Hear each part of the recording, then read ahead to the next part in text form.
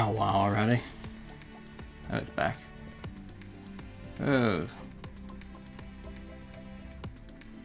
Hang on. Wait, saddle?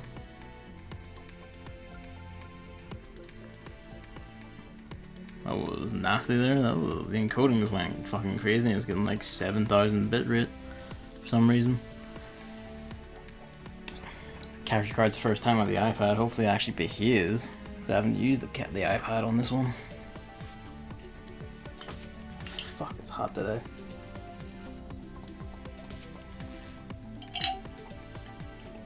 Fuck. The noise. Oh. Right. Blah, blah, blah. Yeah, this is Girls Frontline. I'm going to be basically just doing Operation Cube today. You hear my mouse clicker, but it's mostly just making sure stuff is silenced on my computer. It is now. Hello, David. Right. How do I say that? First of all, I'm actually gonna set timers. Is that the one I want? I have these here just because like, hey, they look like good ones, and I think only literally like the MDR one ever paid off with anything, and the PTRD one.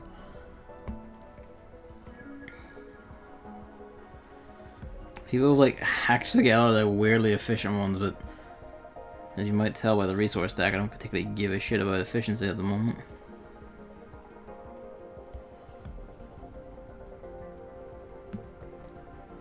They'll basically just come out of the same fucking thing. Just usually like some combination of 400, 400, 200, and 100.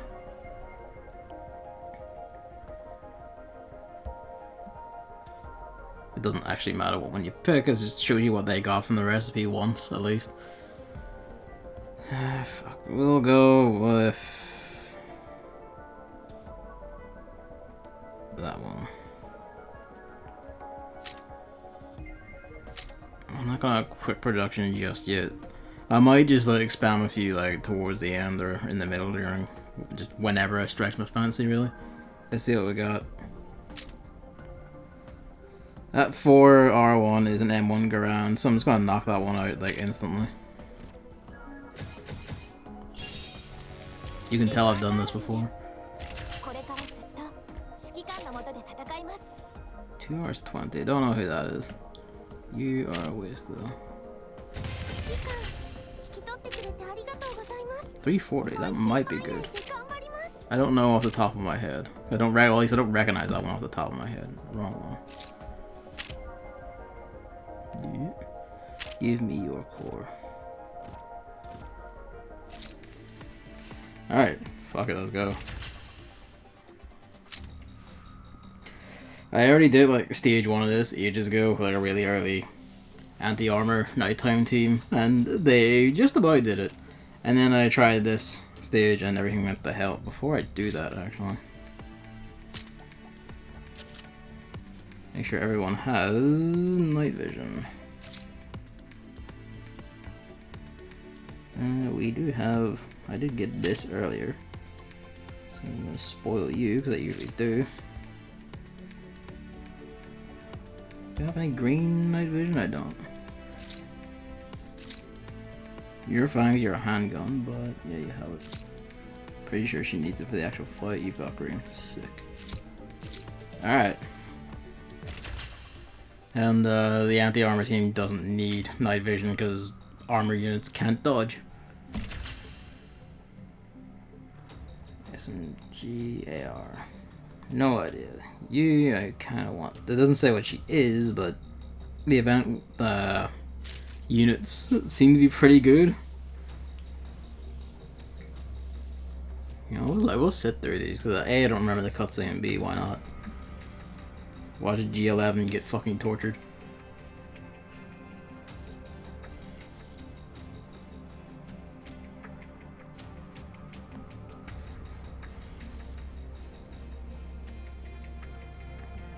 Broke the waist. It's so very specific. I kind of like how the actual events in this actually have like stories and shit, which is, you know, a lot like Grand Blue, but I feel like more elaborate because there's actual CGs and shit, and not just, you know, like sprites bobbing up and down. Only like the very important stories in Grand Blue get CGs, whereas it seems like all of Girls Frontlines do.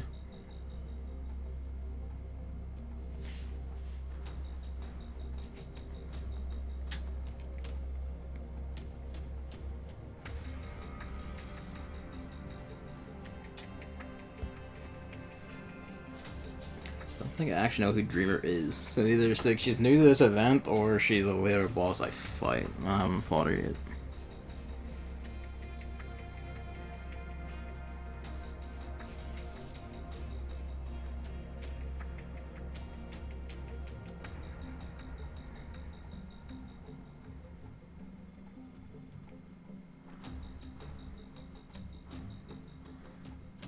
Pinch.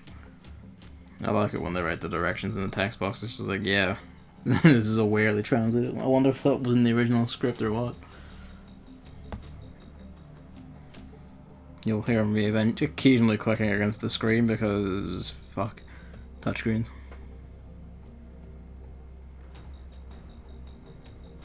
And the Apple Pencil is currently charging because it decided, well, I'm dead, like literally moments before the stream. Not that I need it, but...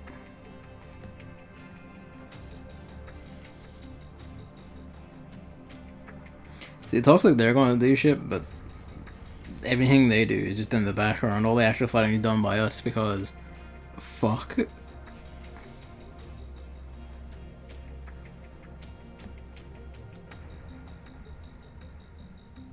She has like 4,000 strength, which is still like terrifying for the anti-armor team, but...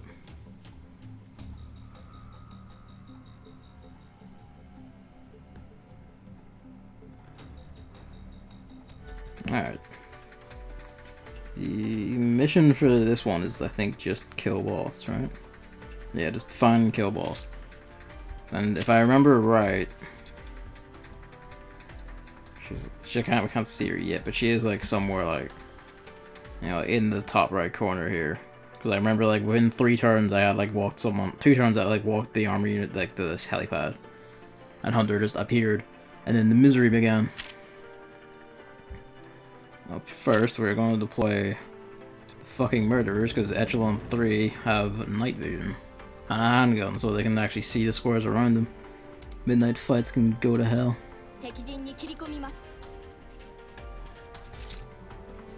Okay. Nothing there. I'm just gonna use the other action point to get the armor lads out. Armor ladies, even. It's the stark difference in power because Echelon 3 have like basically no night penalty right now. There's someone down there and someone up there. I'm gonna switch these two, have a peek. We don't want Armor Squad fighting them because they will struggle. At the same time, what is your... No, Echelon 3 should be able to take that.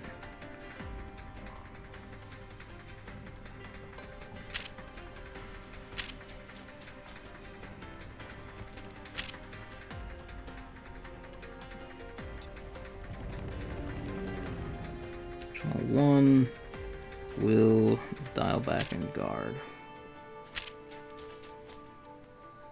Hunter will basically be coming straight fucking for us.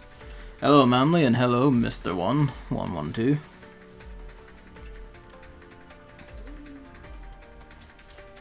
There we go. Might be a bit bad for reasons. Depends what's behind the shield. No, they're fine. They're good. There's barely anything. Assault units. I'm paranoid about it because while it was ages ago and this team was like almost literally half the levels and they didn't have stat 8. Fucking anything that isn't armored units tends to be problems for them because they just don't have night vision.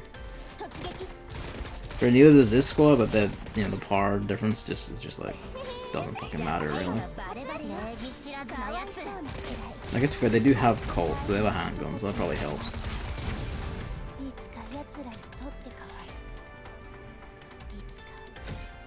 I'm probably speaking complete gibberish. It's like, Diva plays it. Hello, Hammer. I'm sure everything I'm going to say is probably going to be gibberish to you in the memory. Although secretly you play it too. What? Yeah, activate Super EXP, why not? For fucking giggles. Too bad you can't hear it over the voices. Yeah, they're good. Don't even have armor piercing. They can just get fucking shredded.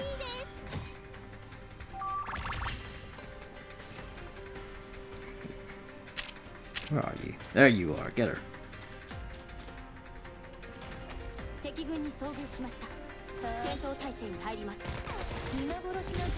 That smoke grenade was wasted.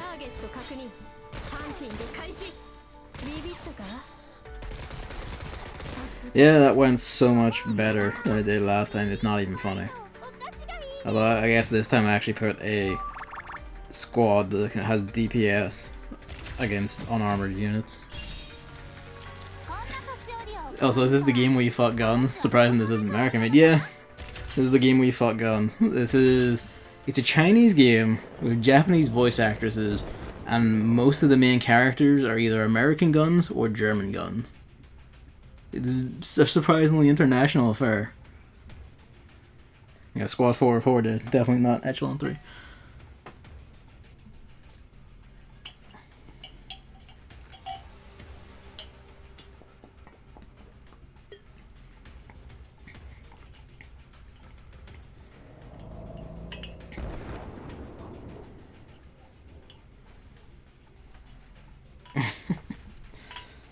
It's the fucking I don't know how to feel about this.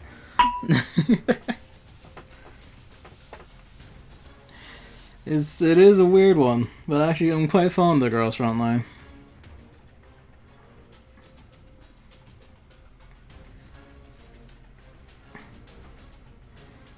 So incredible. She got. If you enjoy this game, it's enough, I think. Yeah. In fact, I quite enjoy like the story stuff and all. Among gacha games and mobile games, oh, are there Russian guns? There are indeed Russian guns. There's guns from basically everywhere. There's British ones, there's French ones, there's an Israeli gun or two.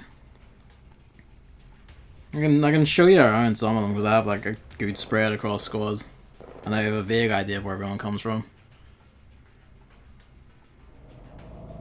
416 is H&K 416. She's German. UMP is German. G11 also German. 9 also German.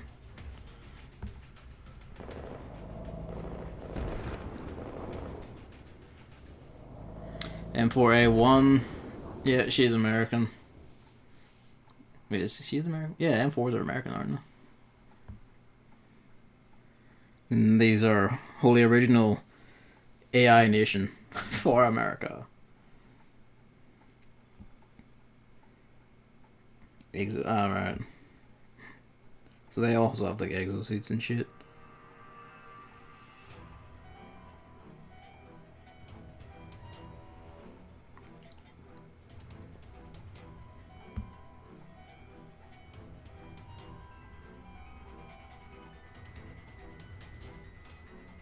Pardon me. MP probably stands for machine pistol. Sounds about right. What would the U be then? I haven't actually looked up what it stands for.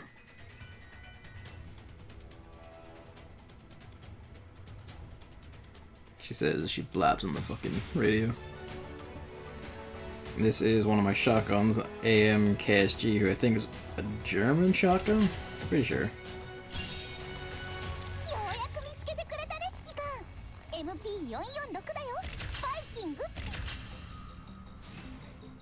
Oh, I see. We have to do the stage multiple times to get past it. So the story will shift. It's the same strength though, so shouldn't be too bad. Same map, So what's the catch? Is she a different spot? The same spot or what? Yeah, like 416 is German. I don't know where FAL is from. SAA is the like Smith single action. So you said you don't roll for characters, didn't you? What do you roll for then? I mean, in a sense, you do roll for characters, but the twist is that you don't pay for rolling characters. Like that's the whole thing. The money is all in like buying like team slots like these. You know, just they put more units into buying like more production slots to make more, roll more at once. It's more like standard like microtransactions for a free to play game rather than like paying money to roll. You know what I mean? Which is a great deal why I like it. You can just ship all your stuff because you use these resources in the top right corner to like build stuff, and you can just get those by playing the game and like sending stuff off on timers. Which, if you have a day job, is really easy. You just like set it off, come back, and you got like an extra chunk of shit to play with or build with when like you're going home. Yeah, like Shipka, I don't know, Type 79, she's Chinese. Stuff like that. There's a good load of them all over the place. Tokarev is a Russian handgun. Ryby and FAMAS are French guns. Ingram's American. FNC, I think, is also American. Guns from all over the place. I think like there are like a lot of like the popular ones like AK-47's in there. Ones like AK-74 and all that I think are just out on like the Chinese server. Like each server, like the Chinese server was the first one. They got all events and all first. Then they released the game in Korea or Taiwan, then Japan, and then in English territories. So so basically all the stuff staggered backwards. Universal machine pistol. Apparently the UMP isn't mainly used in Germany, but by US SWAT, which doesn't really surprise me. No, doesn't really surprise me either, honestly. Alright, let's do the same tactic again. But this time we'll deploy H1 first. We only have 3 on this squad because nighttime missions have like limits like turn counters in the top and like you can only have X amount of echelons out. Whereas daytime missions will let you deploy as many as you want as long as you have the resources to deploy them.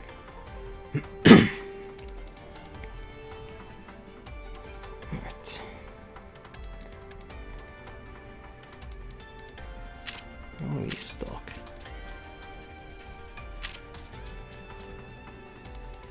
You can actually rush and take that. Yeah, do that.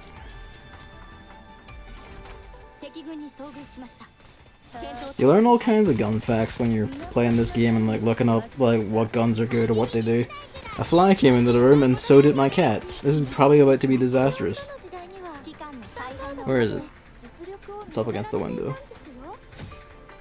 Oh. Either way after it. Oh, look who it is.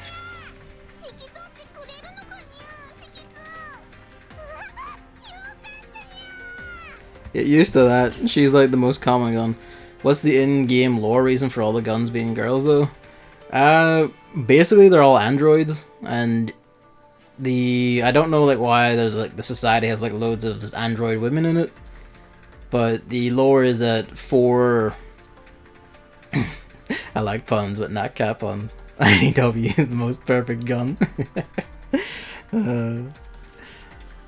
Yeah. And yeah, but so basically like the mercenary company you work for basically like decided to uptake like androids made for like civilian use and just like repurpose them for combat because the main producer of like military grade ones, Sangvis Ferry, got overtaken by a big mad AI, which is now the thing commanding all the robots we're fighting. Something like that. You can just sit where you are, actually. Just let them run into you. You got this helicopter early. This is the helicopter port, so that means Harvard similar G41. Now, like, you listen. Homate is fine. She is precious. I have her, but I haven't used her much. She's like half level, sort of leveled. I need to actually like rearrange a lot of my squads, because I basically just dumped most of the attention on echelon 3 because they happen to just work out as a fucking god tier unit, almost by accident, and then everyone else is like either coming along but needs like changes, or there's like specific T-dolls I really want. T-dolls is a term for the androids, tactical dolls. Oh my god.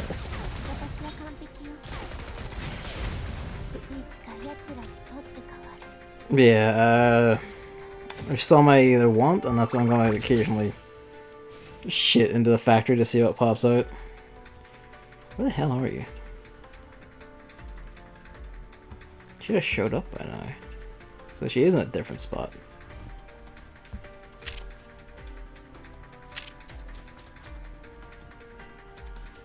What's your strength? I think she can take those pretty easy. There you are. Gotcha. Yesterday I made a list of things I wanted to talk about because I was too tired to do anything meaningful, and of course you decided to stream on the day where I visit my parents, so now I can't look at my list. I'm sorry, Amanda. This is always the hard West streams. The Baba's You continues to be mind-blowing. I noticed you were playing it earlier. There's another IDW. How far? I don't know like the length of the game or any areas or anything, but yeah, like how deep into the mess have you gotten? Oh. I really should just hold that back so she can chuck it at Hunter. Not that she needs to, but it would be nice. Oh, we lost an Ingram. Nothing to fuss about, but a bit of a surprise. It's a lot of damage for a unit that's like 5,000.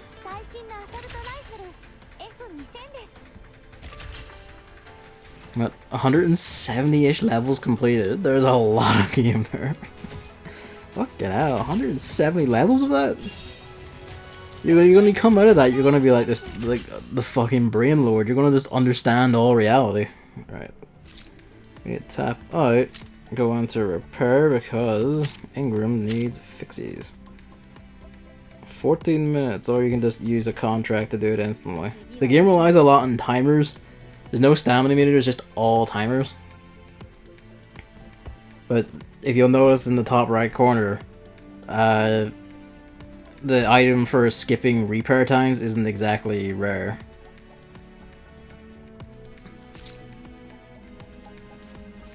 And there's more. Oh. Okay, no, it's fine again. Bitrate died down there for a bit. Getting paranoid about that after fucking last time. There's plenty of level I had to go look up because my feeble line couldn't take it. I don't blame you. The little bits of that I seen and touched are just like, nah, not happening.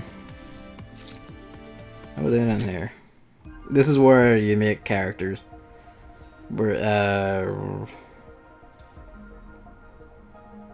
no, well, let's make one speed up, so we'll pick you.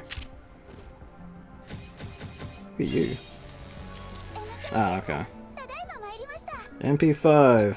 I have a lot of her. She's pretty common. It's like in Fire Emblem Heroes how those stamina drinks are given at ridiculous amounts. Basically, yeah. Like there's timers, but they barely matter because the game either just gives you everything you need to skip around them, or it's like you can just put it down. You just set them to go when you're going to work, and then off you go. So yeah, this is building characters basically. You just pick the X amount of resource you want. There's like people have recipes where this is what they put in and got this, but it's still a roll. Like it isn't just, you know, number. A lot of people like to whinge about timers in FTP games, but personally I find them actually a lot better than other monetization methods. I do too. I definitely prefer like kind of like this setup where like there's no like stamina meter. Let's give her some milk. There's no stamina meter. There's like you know, I can just keep playing missions all I want. Like the timers are all just like, you know, repairing or building shit, or like logistics missions would get you more resources directly and shit like that. And that's fine, because like I said, like when I'm going to work, I just, like I said, like on the bus, I take out my phone, I set all the things to go, like when I'm on the bus or when I'm going to work. Check them at lunchtime, collect my shit, set them again, and then on the way home, collect them again, come home, play the game. Like it just, like it works out a lot. Like timers, I like quite like them in that sense. You have to restrict me somehow in a free-to-play game, by all means, especially if you don't, you know, charge me money to make timers speed up, and it's just, you know, items I can get in game by doing things in game, which this game does a really good job of. I want either Contender, but Contender's like one of the rarest guns in the fucking game, so it's like, even if you don't have a job, just like play something else. Yeah, exactly. In some ways, it's actually really nice because it's like a wee side game. You know, you just touch it every now and then, and you just go back to playing fucking Final Fantasy or whatever. Quite like that setup. CMS would also be good to have, because I need more. Well, not more. I just need like 1, maybe 2 higher ranked SMGs. I have like UMP 45, but I need to actually like put her into the squad I want her in, and actually level her and all that. But Type 97 and Type 95, I want the pair of them for ARs, so I want to put them into Echelon 1 and just like rearrange that, because the two of them plus 416 basically creates like the middle panel in like the front column basically becomes like a super SMG spot, and that's basically what I would like to do. 442 is, yeah, 442, like you can see it here, like it pops up a ton, like, or 444, like 4142 and shit like that. And there's also these ones where people are like 91 rations is the minimum efficient amount to like still be able to get this gun and all that. People are fucking crazy. Yeah, we'll just do that. Yeah, we'll just do 4 all and 2. What we got? 310. What are those names? Users? Yeah, like a lot of them are, there's usernames there, which are just like, this user got this gun using this recipe. Like, it's not one-to-one, like it just means like, basically the amount of resources you put in determine like what spread of guns you can get. For instance, if you have like a combined total over, what is it? You get 30? Mac 10? 310? Yeah, that's the other thing. I was going to say that, like, all the timers are actually directly bound to what gun you're going to get. So, like, if you got a 310 timer, that's always going to be whoever is assigned a 310 timer. Multiple guns can be assigned a certain timer, though. Like, so, you know, like, sometimes there's no guarantee sometimes. Let's see. Who's a Mac 10 then? Because I don't think I recognize her. Or Mark 10. I can speed all these up if I want to, but I think for now we'll leave it. We'll leave it as a mystery, and we'll like undo one per round every time I come out. Why not? Keep it a magical mystery gift. This is logistic missions where you can send squads off to do little things on timers and to bring resources back. Back you go. That's about that. Basically everyone's gonna be done in an hour, and then we'll just have a big blowout of shit. Alright, back we go. One more shot, and then that should break and get us through. Dinner time, BRB, no worries. Act 1, off we go. Act 3, sorry. Step forward, and then we deploy Act 1, so we have sight still. I think the same tactic as before, was bum rush like Act 3 to that helicopter port. Oh no, someone stepped ahead this time.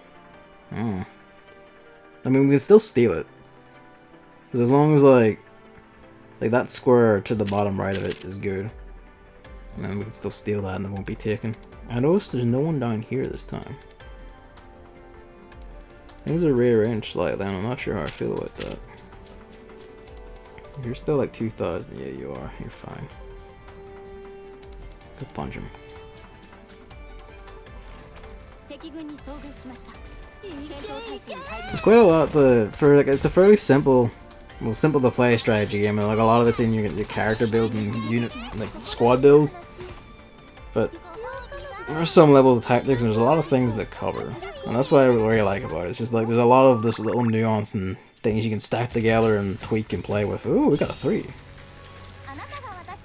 Oh, I don't use you, so you're a free core.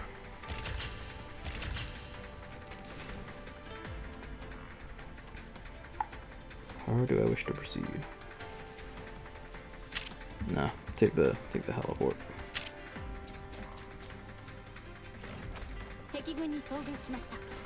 Especially since that seems to make that spot to our top right like not be taken by enemies, so that might goad someone down to step into it. Mark 10 is Ingram. Ingram is like 2 hours on the dot, isn't she? I'm pretty sure she's 2 hours. I know 310 is above her, I'm pretty sure. It's like 2 hours is like either Ingram or who's the other one?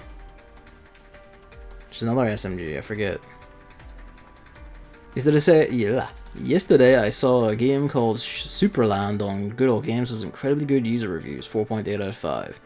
Came out April and never heard of it. Description says it's a Metroidvania with a focus on exploration and puzzles. Top review says it's a mix of Metroidvania, Zelda, and Toy Story. Looking at the screenshots, what they mean is probably it's a Metroidvania with 3D Zelda gameplay and a theme similar to Toy Story. That's interesting. The 3D Zelda like way of playing and like that action adventure style is something I'm fond of, and not a lot of devs do or do exactly right. Yeah, step there and spot. We'll deploy someone there next turn if we need to. Bet we can't find that hunter right away.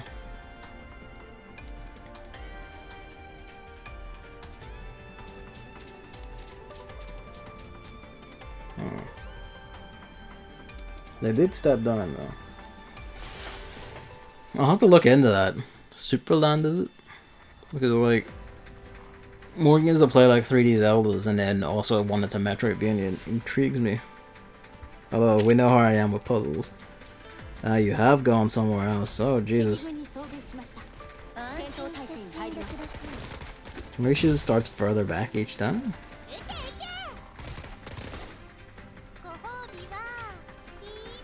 Only 13.39, 13 euros 39 cents right now. Oh, maybe I will just grab that then after this. Spotter. There she is, just further back this time. Same power level. Fuck it, go for it.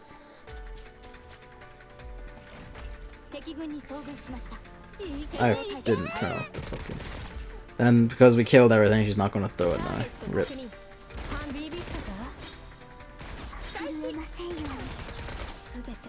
Not that it matters, but I've been like preparing for this since the event happened, and since I had like troubles with the first mission and then got my ass kicked in this one, and I'm beginning to think I've now massively over prepared. Which is good, because that means I can hopefully just punch through the rest of it and get the goodies.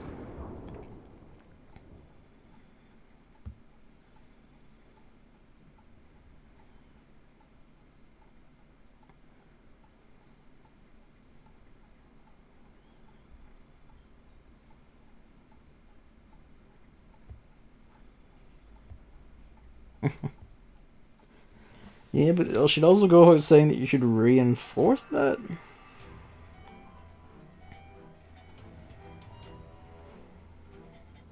Intended abandon. Missed a step.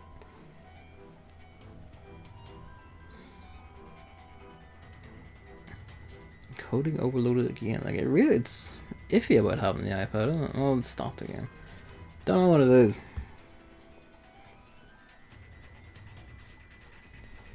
Chess death matches. Chess death matches.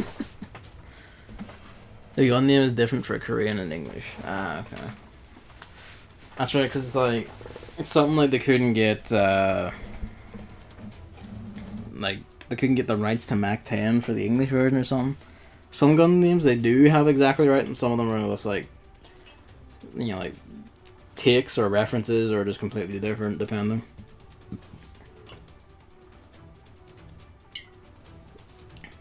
I see the guy on the drone, the French military parade. I did not.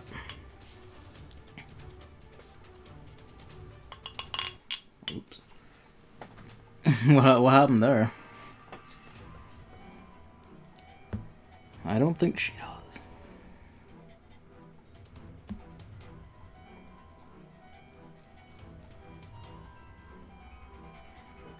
Hmm.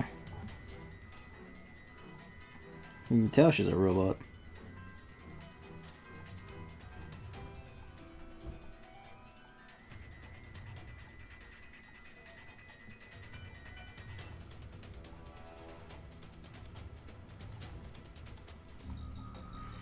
And the typical bad guys are extremely wasteful with their shit.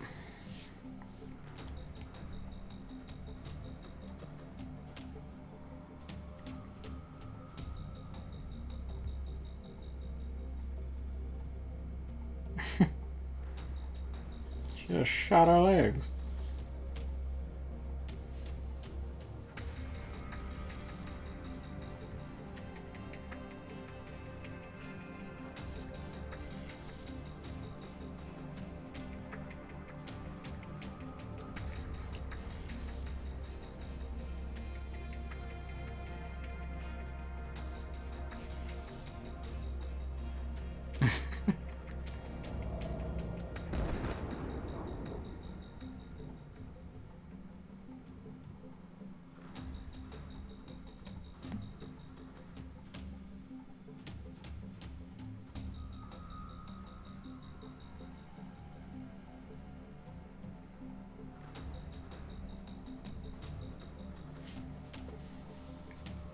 What the hell are you doing?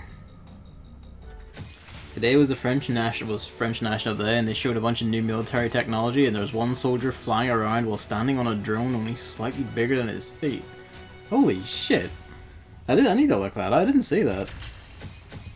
What's their phone actually? I think you can see like a picture of that. No, I can't expect that to be like overly useful with military tech. It looked like someone out of a sci-fi movie. It sounds like someone out of a sci-fi movie. So let's see. Right. Military. It should be French National Day. That should bring up any news stories. Let's have a look. Yep, Bastille Day.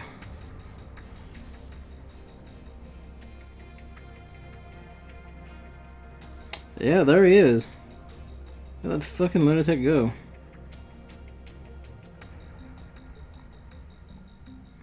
We are so close to like fucking. He does look like he's on like a fucking hover pad or something from like Star Wars or some shit. We are so close to like actual jetpacks, it's crazy. Strength 6,000. We should be able to do that just fine. We did get her, right? Oops. I didn't see her get introduced, so we're gonna go. What are you doing? Please cease.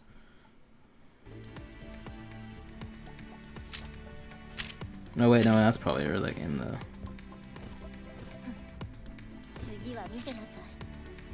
In here? Yep. Let's have a look at you. Dressed for the beach, apparently. Wait, when we're underwater, so she is an underwater. What? SPP1. Handgun. No, well, I should use handguns more, but I don't have an immediate use for her. What's your ability? Where are you? Level 1, so like... Ooh. There you are. These are actually like good buff tiles. Damn, accuracy by 45, and that's at only one body. Holy shit. That's fucking crazy. That's only at like our first body. Like the more you like handguns, the more you increase like you see the current formation X1. That's like the amount of like android bodies they have. Or dummies they have. Like you increase that, like handguns get like higher boosts. Like what the hell does that go up to? Must be fucking crazy. Increase all evasion. And the standard handgun shit otherwise. Fair enough. Jesus Christ. Can you hear that? That's a kid on the street outside. I'm at the back of the house too, that's at the front.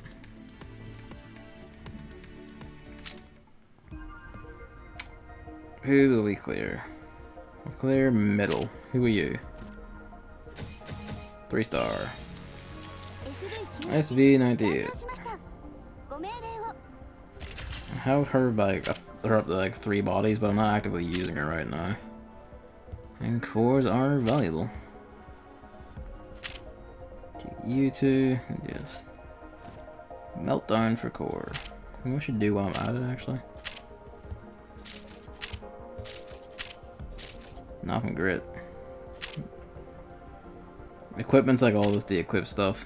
Like it uses same stuff but like to lower levels. 151 all is like it sounds like a pelican. Get some fucking weird sounding kids around here.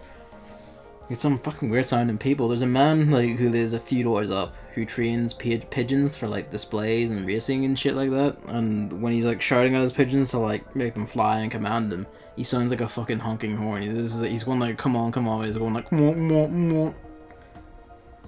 I didn't know that's what that was for like ages. So just when I moved into the back room of the house, I would just felt like I was going fucking crazy afterwards. There's a strange neighborhood horn, and I don't know where it's coming from. And then I eventually found out it was a man. 2:45. You know what? Actually, I'm just gonna like.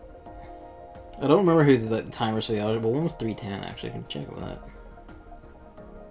I don't remember what the bottom one's timer was. Let's go have a gander. Because they might as well see, because that way you'll know whether you want to get it quickly. Well, is the wiki gonna be here? On my phone?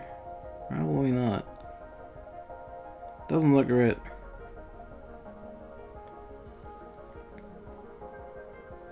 That's alright. So who was 3:10?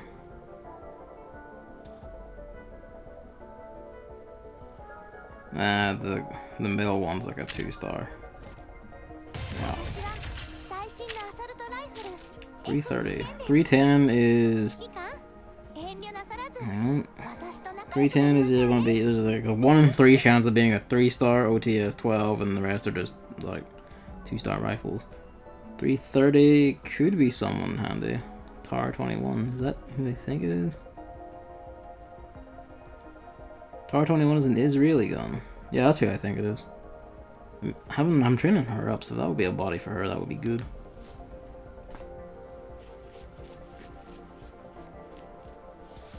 It looks real hammer because like there's actually like video of it, like you know, like newsreel video of it, like on like sites, and it looks pretty real. I'm pretty sure it's real, and it looks kind of rad. I'm not really sure like what military application it is, but the feature is now, it seems, including some unneeded cyberpunk garbage. So let's just fuck bite the bullet. Yo, we got another body for. Did I look at the right timestamp? I don't think I was. I'm keeping her anyway because I have a few of her kicking about and she seems to be a good AR. 340. It's 340 who I want. It's somewhere around there, like 340 something. 340 is not who I want. I'm looking for 348. Oh wait, I see what's going on. The table's out of alignment on my phone because phones. Sick. So it might as well be up in the fucking air. Did I repair Ingram? I did. Alright. Alright, back we go. Hello. Rifle. AR. You look fucking rad. AR. That's the shit I want right there. 4 shots at this one. Look at get through this one. Go down. Yeah, this SMG. I don't know about these two. I don't know like the tiles or like how good any of these are. I've heard things about G20, so she might be worth it. Problem is, she has a limited drop, but yeah, that means basically you have like a 1% chance of ever getting her. My experience of limited drops so far is any indication. So yeah, Super Land saw it before, looks neat. Need to check that out.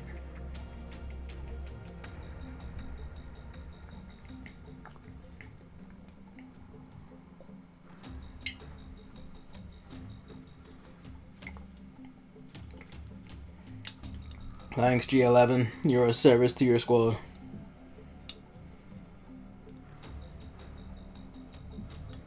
She's not even eating, she's just going om nom nom in her sleep. God bless.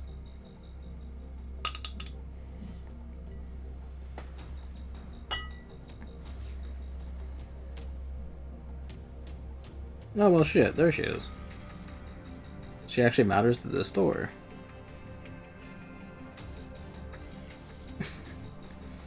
You couldn't draw a face for this. Do T-dolls eat? They can. Like, they can eat. You can give them, like, food to, like, boost affection. And it seems like in sleep and dreams that makes you question the morality of this whole thing. In many ways, this seemed to be human, but there is, like, a bit of furniture, you know, for, like, one of the dorms, because, like, there's wee room building shit to, like, do a whole other affection system thing. And, like, one of the items in there will just directly have one of the dolls ask, like, is there a point to us reading if we don't have souls? And one of them was like, well, you know, why not? Or something like that. And that just made me laugh my ass off. So, apparently they are all people, but they actively acknowledge they don't have souls. They're just, like, extremely advanced robots. They're just like, yeah, we don't have souls. What does it matter?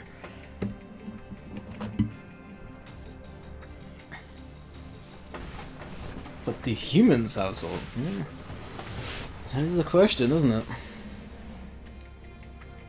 Perhaps we are all just T-dolls in our own way. When me and my parents were on vacation in Italy, we were a bit outside of a village, and the next house was where this old woman was living. She would let her chickens run around freely, and when she wanted to feed them, she would continuously scream, keep, really loud. Look at that. Is that what chickens sounded like to her?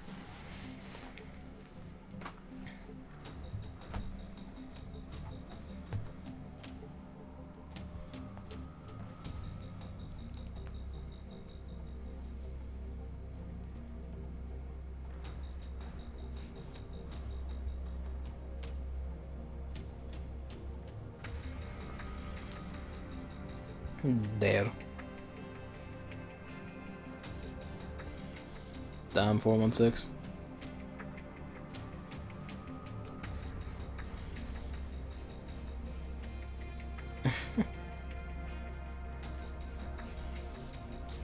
.416 is just permanently sick of everyone's bullshit.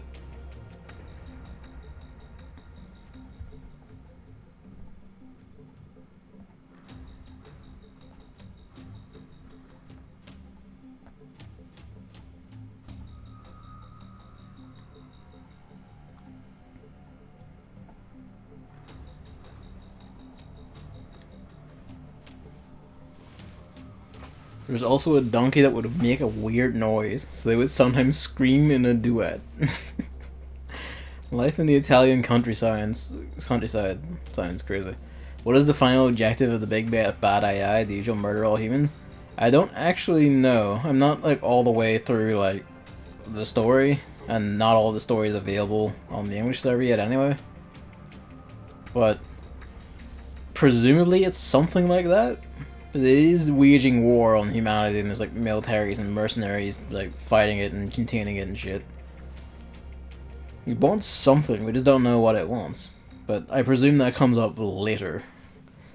Operation Cube, which is this is Cube Plus, a rerun of the story event from last year. I only started playing like in the first anniversary event in May or whatever. This is like some sort of, this is like related to the main story, but I don't know when it takes place in it. We have like, these ones have like popped up before.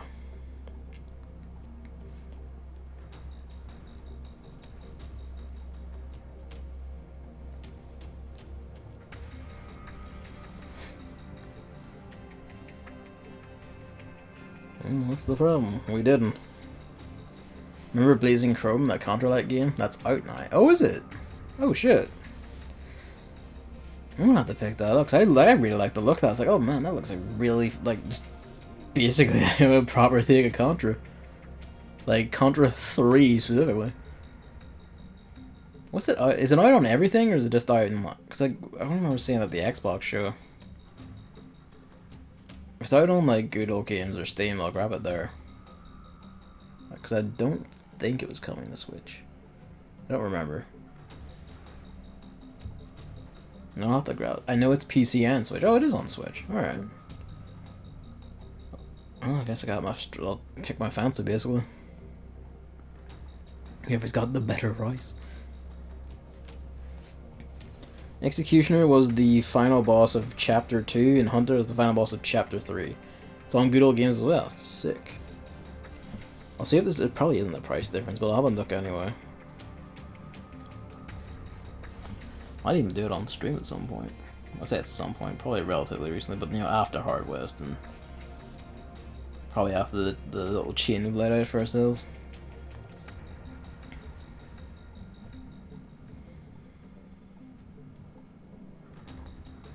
Right. Stop complaining at me, I'm not trying to deploy on those, I'm just zooming the map out. That's a lot.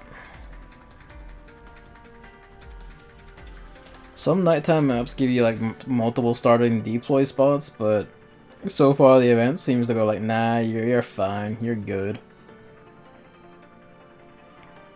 Oh shit. I have no idea where she could be, because like she could basically just be fucking anywhere. So let's just get on with it. Alright. Yep, let's just kill the boss. We shouldn't have any trouble killing her. Because while Hunter was a bit of a bitch in the actual... when you first fight her, because she just does such high damage and she had like a lot of units with her. Executioner was just a bit piss, even on my first go. You know her Baba is you has words? Yes. What hellish word have you discovered?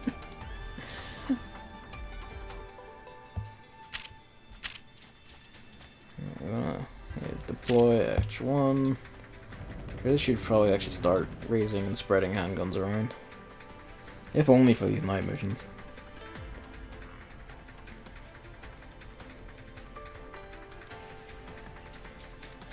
Oh, diner gates. There's also something directly below it. They're fucking everywhere. God damn.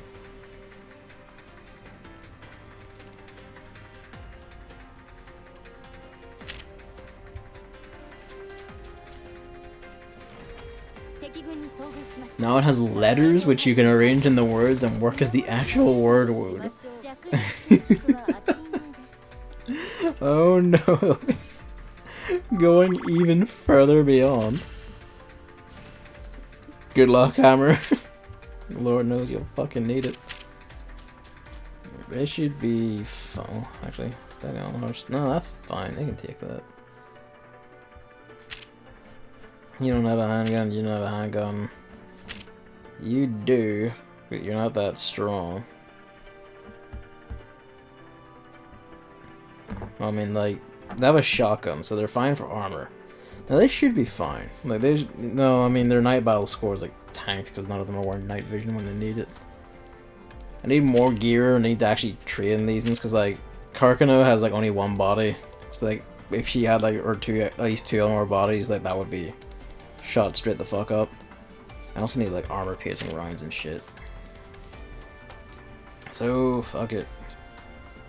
Armor squad, get out.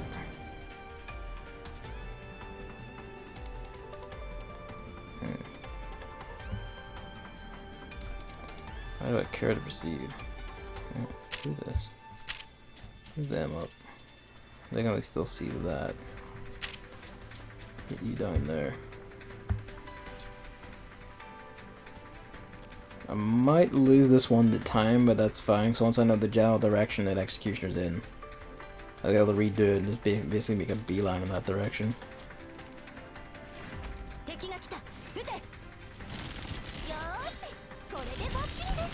Armored units like these have no evade, so like machine guns can't equip night vision, with the machine guns being those three in the back row or the three in the middle here. But because they're mainly used for fighting armored units, and armored units can't dodge even at night, they basically can't miss, so it's just misery. It is armored units walk up and the armored units die, essentially. On the flip side, they can't really deal with like regular ass units because they don't give a shit about armor and they can actually dodge.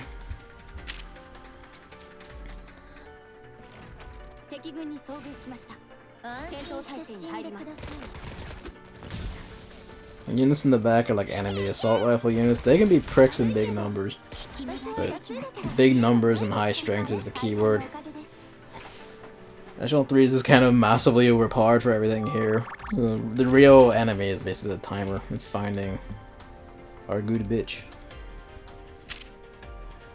There's an enemy here. That's not a great matchup. Maybe they'll be fine because we got like Sadie and she's got, yeah, but you can see the difference here. Like they can't hit shit because these are units that can actually dodge. They should hopefully be fine. They might get fucking minced. No, they're fine. Like they're shredding shit now.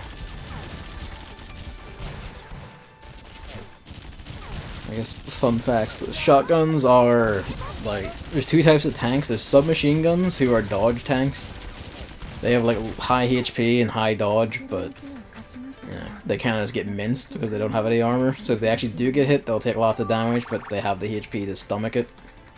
How do you miss with shotguns? Because it's night. That's basically it. It's nighttime, and they can't see shit. Like the shotguns, I don't think shotguns can even... No, shotguns can equip night vision, but not until like higher levels, I think. Yeah, because like that's their last slot, and they don't get their last equipment slot till level 80. So the shotguns are just kind of firing wildly into the dark.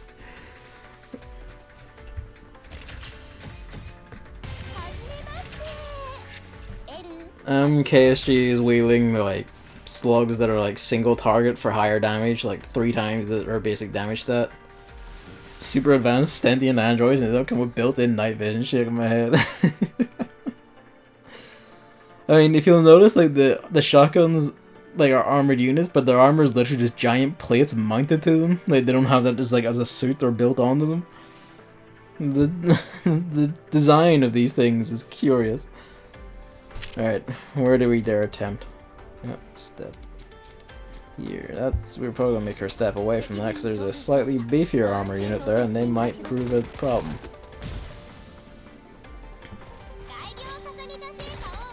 Oh, maybe.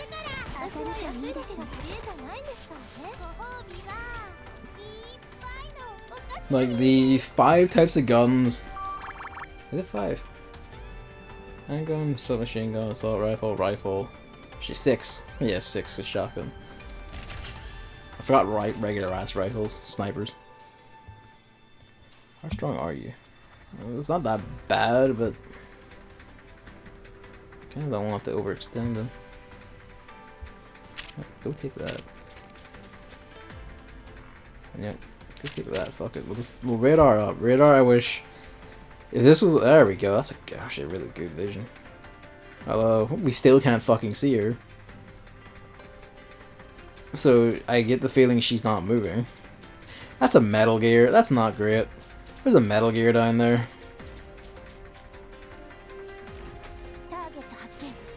Grenade or rocket launcher is not a thing.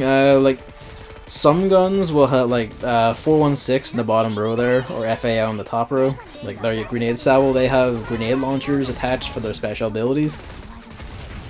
As you can see, pretty effective. There's no rocket launchers that I know of. Like rocket launchers are sadly not a class. I fucking wish they were, but not a thing available to us.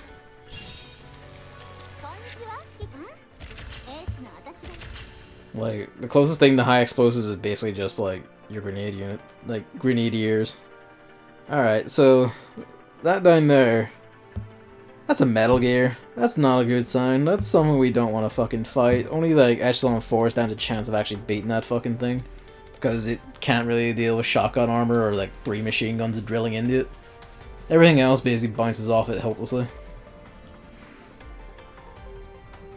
So let's get you retreated. Yeah, we're probably gonna lose this to time, but that, again, that's fine. We're just working out like the lay of the land, basically.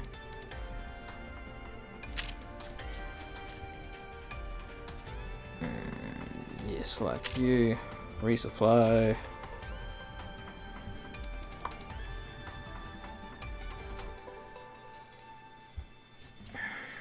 I mean, you know, 'cause you'd have to deploy and then move. No one else has. I mean, they're strong enough. Are they strong enough? Yeah, they're strong enough to take that. I should. Well, they'll probably get wrecked a bit because night vision. But no, I'll just make 116 fight that.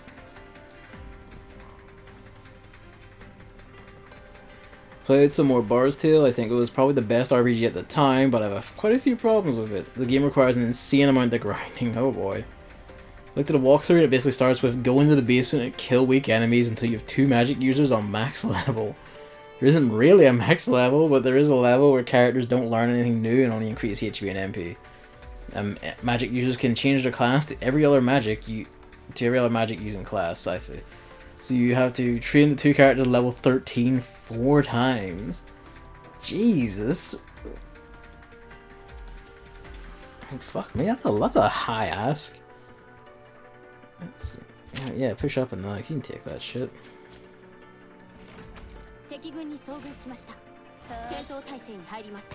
It would be ideal if Echelon 3 could reach Executioner, but I don't think we're going to.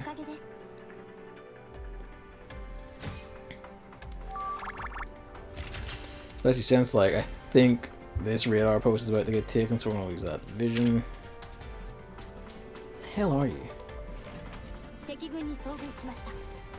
I love these things. These are called diner gates. They're just little tiny like dog bots that just fucking rush at you en masse. You think they're completely useless, but if they're up against like a sniper squad, the sniper squad basically dies because they can't shoot fast enough to kill them, and they just get mobbed to death. It's fucking the most tragic thing you'll ever see. Yeah, you gotta be over here, right? The fact that there's Metal Gears on this map makes me more anxious about moving. She's probably gonna walk up and take that helicopter port. That's a nuisance. I forgot to move. Fight that. No, she's coming to fight or Echelon, alright. That assault unit's probably gonna suck the fight as Dragon Quest II was released 2 years after Bar's Tale, man.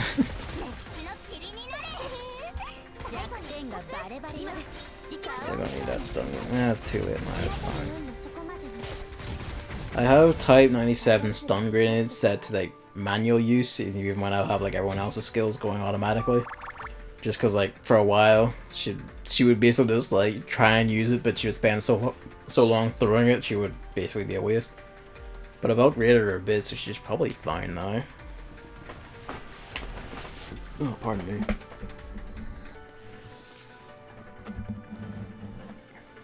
Yeah, like that stuff actually is like a lot closer than I thought it was. I always thought like that era of like PC RPGs was like fucking ages before, you know, like Dragon Quest and all that. But only 2 years after Bar's Tale for Dragon Quest II of all things.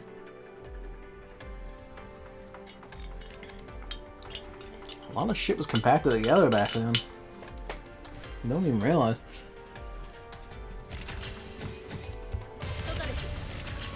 This is the only relevant RPGs that came out before Bar's Tale: Wizardry 1, 2, 3, Ultima 1, 2, 3, and Hack.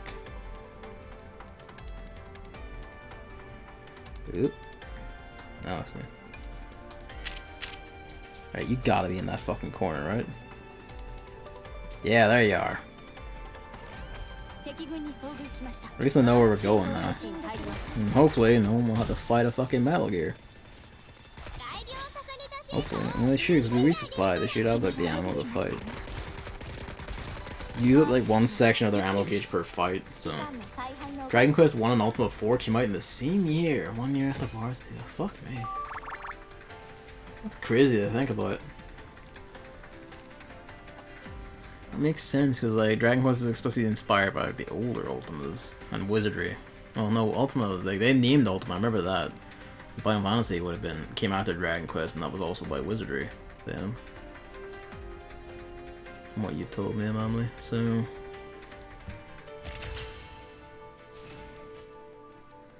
alright, what's your deal? A bit nasty, but nothing they can't take. Executioner's got a sword. She's also fucking coming up first. God damn, she's got armor too. She didn't have armor before. Although it's not helping her, really. Yeah, you just eat shit and die.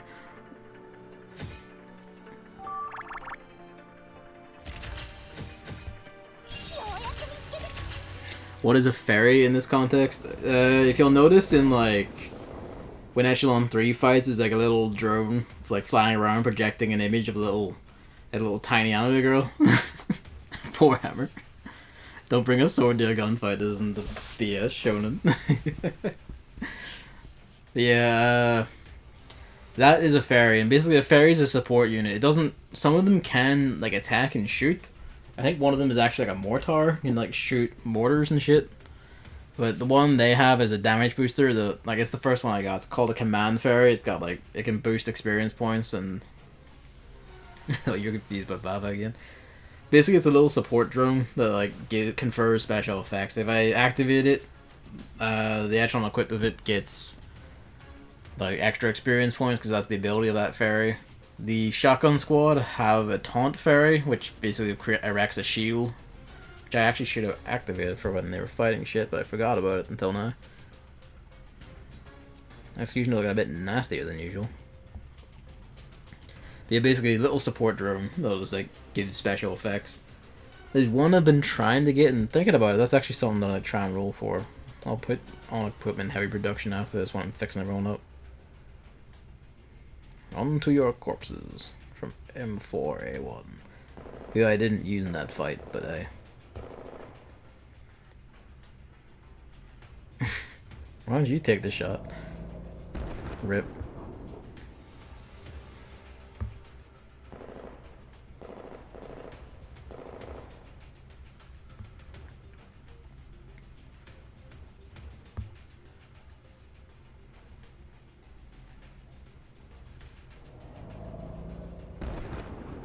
Neural claws is just the AI. She looks perfectly soon.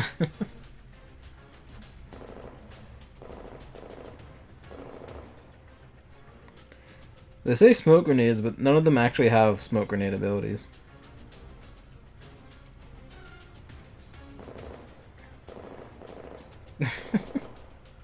I'm 9 as a stun grenade, and I'm 45 as a smoke grenade. These also reference having armor piercing rounds, and that makes me upset because I would fucking kill for assault rifles to have armor piercers, but only rifles and only snipers and machine guns do, and one other unit.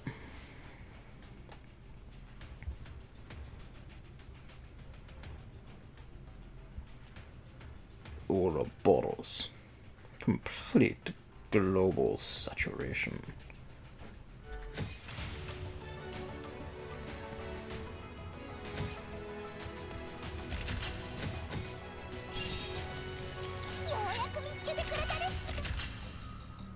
Alright, we'll need to take that like another 3 times. At least we know where she is now, or a rough direction at least. Yeah, that shit. Only on like the shotguns probably got scratched a bit. Shipka got fucked up a bit.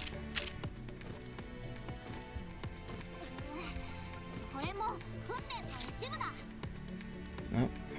Probably a repair quest. Yep.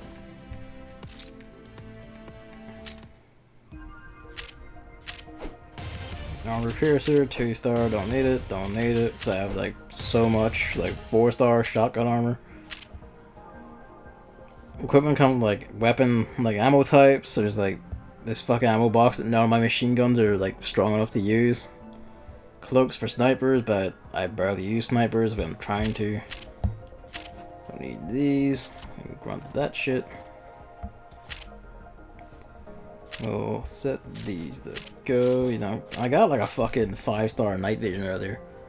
What happens to T-dolls you don't need anymore? In here you can like retire them, which basically like You get like a minor material. If they're 3-star and up, you get like a number of cores. Cores are like used for heavy production, or they're used for dummy linking, which is where you give someone like an extra body at certain intervals.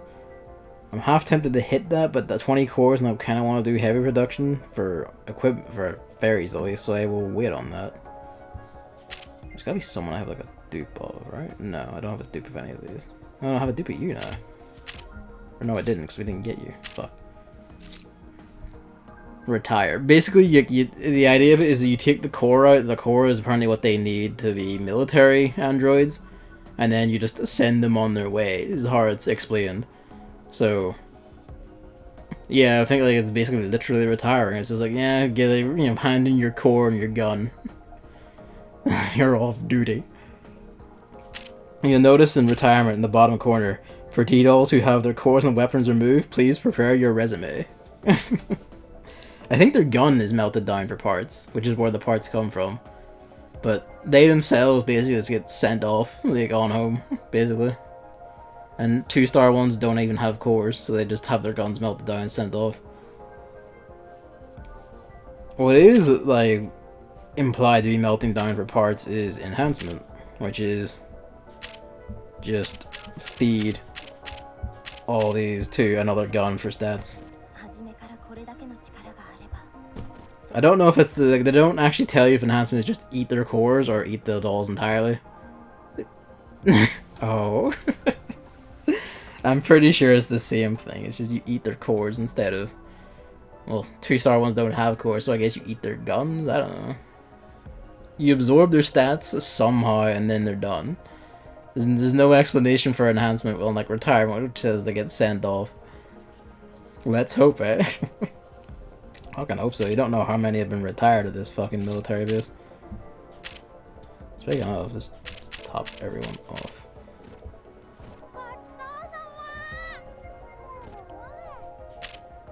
Alrighty. So let's be real. Would you miss IDW? Would you?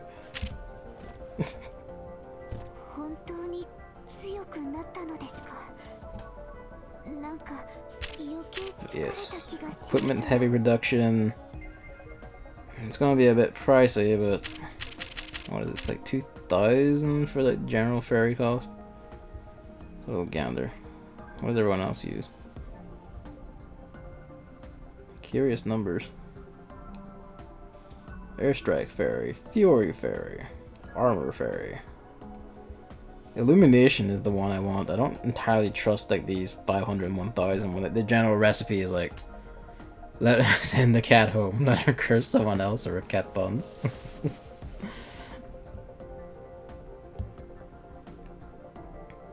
Sniper ferries.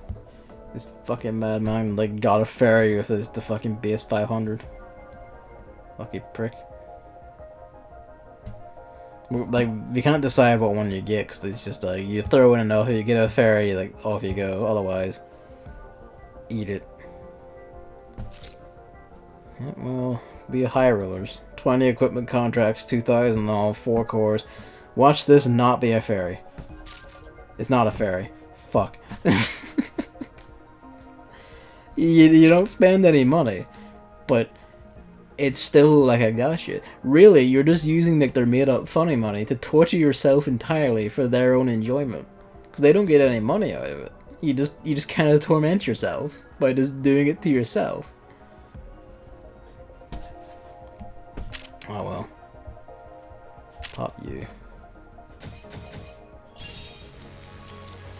M14, who's apparently a decent rifle, but I am not currently actively using her. 330. We had a 330 earlier. I forget if that was a decent one or not. I could find out. No. No, a 330.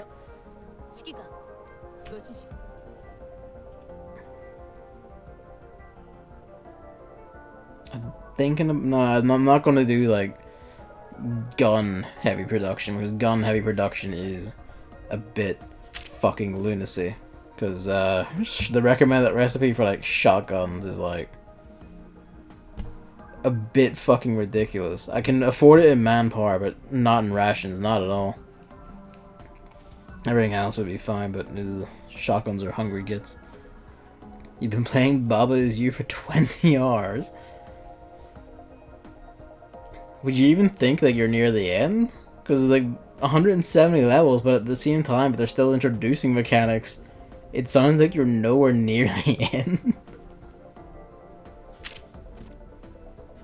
Yes, it's okay. It's 330 is just bad sniper tier.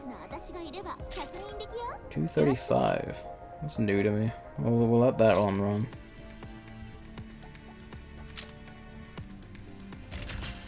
Got a corner contract. This is the good shit. And double checking. Alright. This is one of the ones I really want to do. Because if we beat this one, we get like we get handed like free 5-star armor piercing ammo, which I direly want for one of my knight units. Not sure who yet, but one of them. Yeah, same map, I don't know what I'm doing with that. Yeah, I know she's like in that top corner somewhere. So you can just set off in that direction. Deploy H1.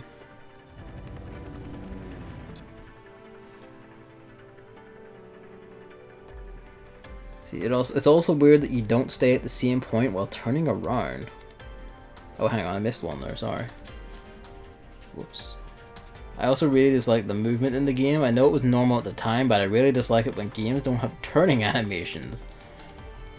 It's also weird that you don't stay at the same point while turning around. The movement is tile-based like most games at the time, but the camera is not in the middle of the tile, but at the edge so that you can see the whole tile in front of you. So when you turn around, you suddenly move to another edge of the tile. Also, if you look into the direction with a wall bordering on the tile, it suddenly stops showing you the tile you're on and moves you to the edge of the tile right in front of the wall. Fucking hell, that sounds weird. It's a hard one to get the brown.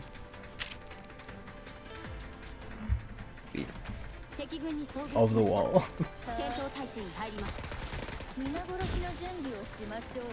Twitch needs to like lengthen their message like character only by just a bit. Because it's always by just a little bit.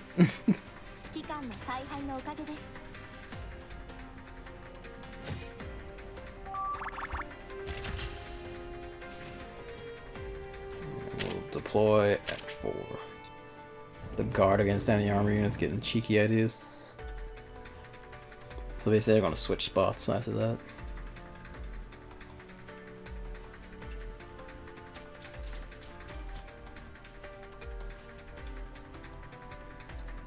Alright, what's because there's one like here.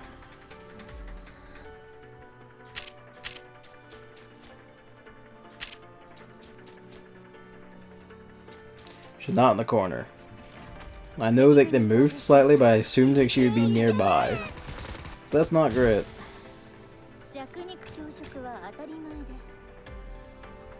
So wait, what is affection? Please tell me you don't actually fuck the guns in this. Well, you don't fuck them, but you can marry the guns, and that's what affection is. You're gonna notice like the 5 of them all have like the heart that shows their max affection, which means you can give them like a gun wedding ring, and then their affection will their affection cap will increase, and guns at max affection get like a minor stat boost, and that basically lets you get higher stat boosts from increased infection. Infection. Well, slip of the tongue. This was still the time where they were experimenting with 3D movement. I mean, I feel it. No. That was Ultimate 4 did. Oh, well, I guess Ultimate 4 came after Bard Steel, though. So I'm gonna say Ultimate 4 did like a fine enough job, I feel like, for the time. But that was before. Let's see, what are you? I mean, like 416, you'll notice, has the ring because gun wife. You married the guns? You married the guns, yes. And you'll notice I have married that gun. I am also an American citizen now. That's how it works. Step you up there. Fight these things with better accuracy. None of these ones have like night vision, I don't think, because I didn't put them on. I should go do that actually. Well, they're not doing a bad job of it anyway, because again, handgun, but it would help. There would be less misses. You see, you can only marry a single gun and it's permanent, right? It's permanent, but you're not limited to one gun. There are achievements in the game for marrying. And the highest one I remember seeing someone get was 150 guns. Individual gun. You can do a lot of gun marrying. Polygamy. Debate for yourselves whether it's like progressive or what. They're stealing our fucking heliport. Well, I was just kind of asking the question. Mass polygamy, holy shit. Gun polygamy. Ah, that's the American way.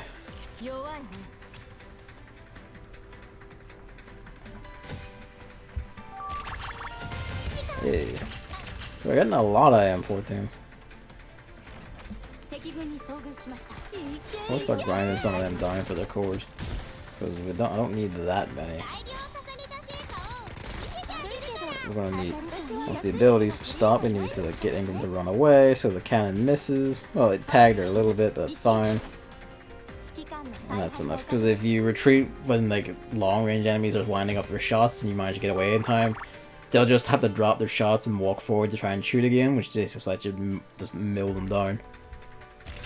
There's like whole tactics based around moving your guns and shit during fights, like making some enemies basically constantly switch target and get sort of stun locked by just constantly like not being able to hit anything. Yeah, if she must be near here, right? Yeah, she just moved one square over.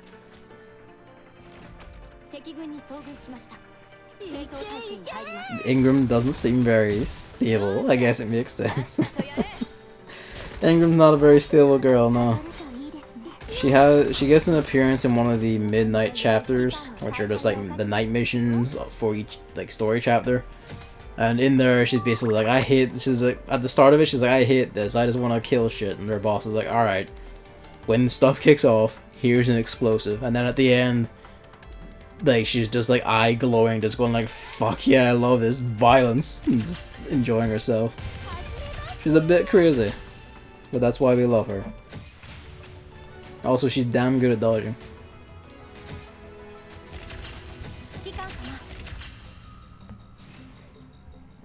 Two more shots. We're gonna patch up. Oh, she got tight on me a little bit, but I'd rather have her at full anyway. I read an article in The Science about how Trump's government is suppressing news about scientific studies about climate change. I heard that, yeah, and it doesn't really surprise me because, you know, but my business, I need my business. Because that's just how that works. Also, he literally doesn't believe in it because it's, I don't know. I was going to make a Jesus joke, but I don't think he even believes in that.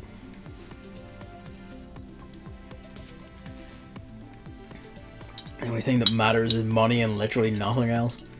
It's still terrible, don't get me wrong. Like, especially since America, like, China and America are like the two biggest contributors to our climate problems, like, by leagues. And at least China attempts to make efforts to combat it.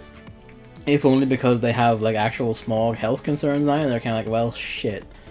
But, you know, at least they're, like, committing, like, saying, well, we're not going to suppress anything. I don't know how effective their actual efforts are, but they are making efforts. Like, fucking America is just like, Jesus. And you make the Chinese look good.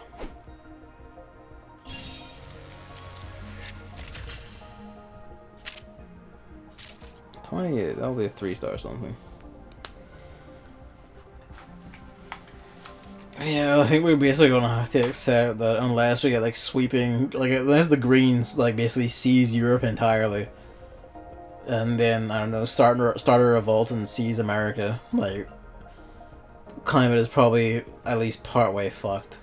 It might not reach like the 2 degrees, like 2 degrees Celsius increase that will destroy everything, but I think like 1.5 increase is probably the absolute best we can hope for. Because basically no one wants to spend the money to get carbon neutral anytime soon. We're all fucked, don't have kids. Yeah, I mean, I wouldn't want to, not the way things are going.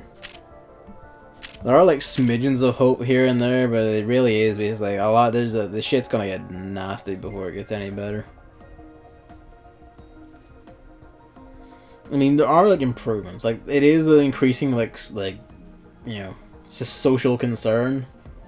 Like there's a lot more news stories like talking about it on even like stuff like the BBC and all that. You'll see it's like shit like meadows across Britain which have been like reduced to almost nothing are now beginning to flourish again because people are going like, oh shit, and just trying to like propagate plants and stuff, which is helping, but it's like it's still like, you know, and there's also like, you know, increased recycling drives and all that, but like the real big problems of it basically aren't getting shifted because money in America.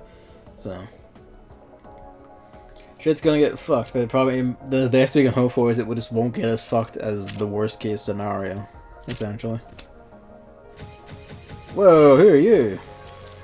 Oh shit!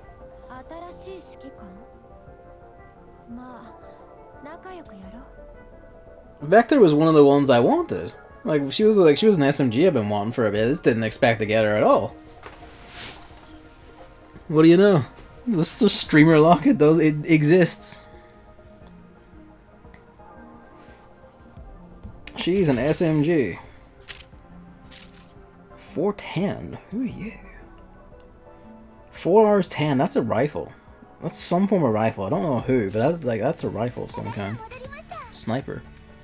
Streaming really is lucky. I know a guy who works at a gas station, and recently an old man just said to him, "You know what, the green are worse than the AFD," and then walked away. Yeah, but the kind of twist there is that he's old. You know?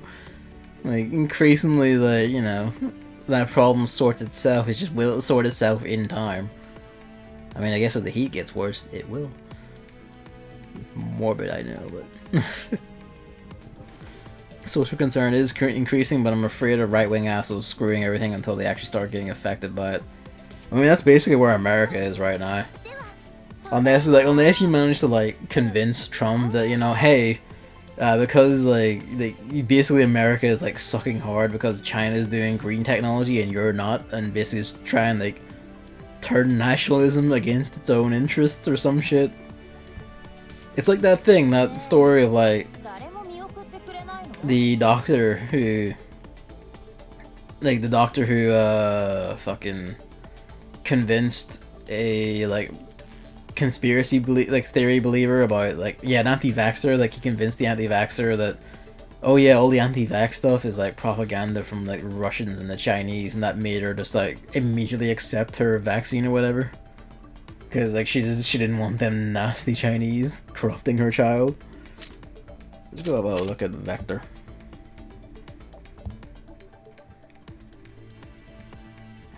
Hey, Vector, where are you? There you are. Rate of fire at 25, that's pretty good. 71 rate of fire at level 1 is somewhat terrifying. Yep, pretty standard SMG set. Her incendiary gun actually has really high damage, like 3.5 times damage at level 1 is actually like... I remember that, yeah. It was a fucking good story, that. I fully believe it too, and I feel like that's kind of like the solution, is basically just to use racism against everything else. Yeah, basically only stupid lies can defeat crazy people. Exactly. You get on their level of crazy and you just tell them, like, the sort of shit they believe, and then off you go. Like, that's how you do it. You just have to find it and make it sound believable. Yes, Vector. I'm gonna have to, like, train her up. I also have to train up that handgun next to her M95A or whatever. She's a good handgun, but I haven't got to use them yet. Did I repair everyone after that? No one really got hit? Must have, yeah. But we're doing anyway. Operation Cube. Off we go.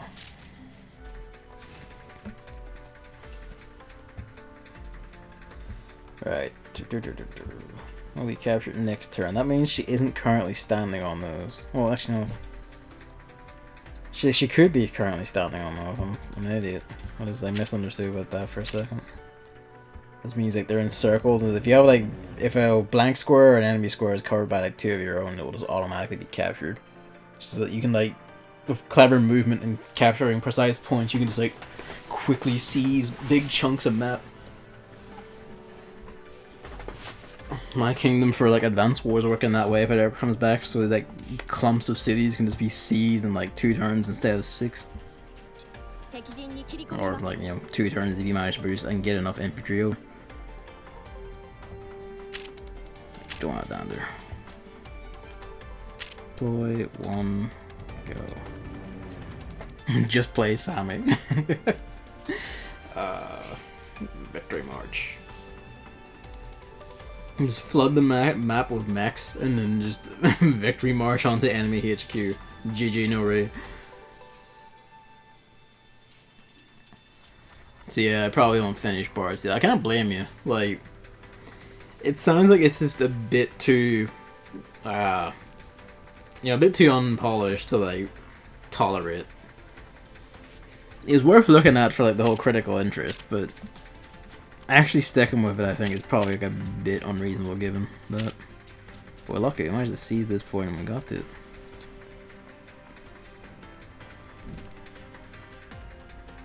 Archaic? Yeah, archaic is probably like the right word. I hate using that word for some game things, because a lot of like games pundits and journalists will go like, well, this thing from like 10 years ago is archaic, and it's like, no, it's not. You're just inept. And that's usually what it is. Like, it's something that is a bit challenging or whatever, and they go like, that's archaic. Like, archaic really is stuff like Bard's Tale, where it's like, yeah, this is back when, you know, people were like basically literally discovering or like setting the very standards we all take for granted today for the first fucking time. And that's where like archaic really applies.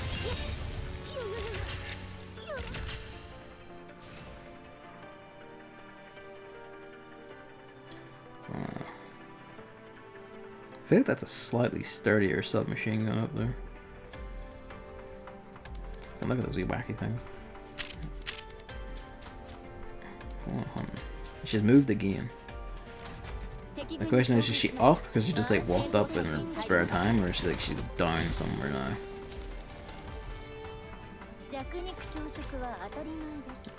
The moment like the moves her to like an actual different corner of the map is the moment I'm just completely fucked. Alright, hedge your bets. Balls. Yep. No, she's not on the other side of that. Bobby Z, just don't stop adding shit, my god. What's it added now? More words, or?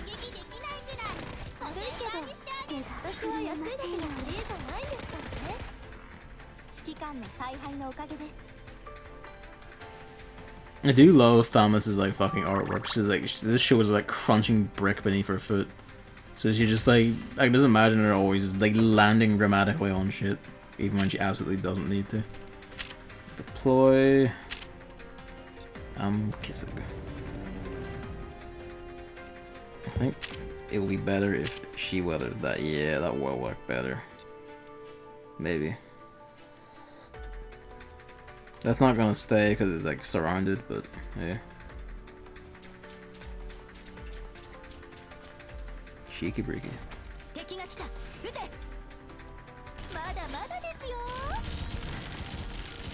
Kisig has like, I keep saying Kisig because it just works better than saying KSG, and it's just a habit I've gotten into. But like, she is like, I think she has the highest armor stat of any shotgun.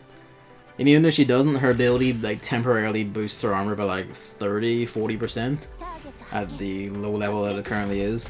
So like, she makes herself immensely sturdy, just like really easily, and then you just pair her with SAT-8, who's the big fluffy blonde shotgun beneath her, and she yeah, all shotguns have side armor things. The shotguns are armored units.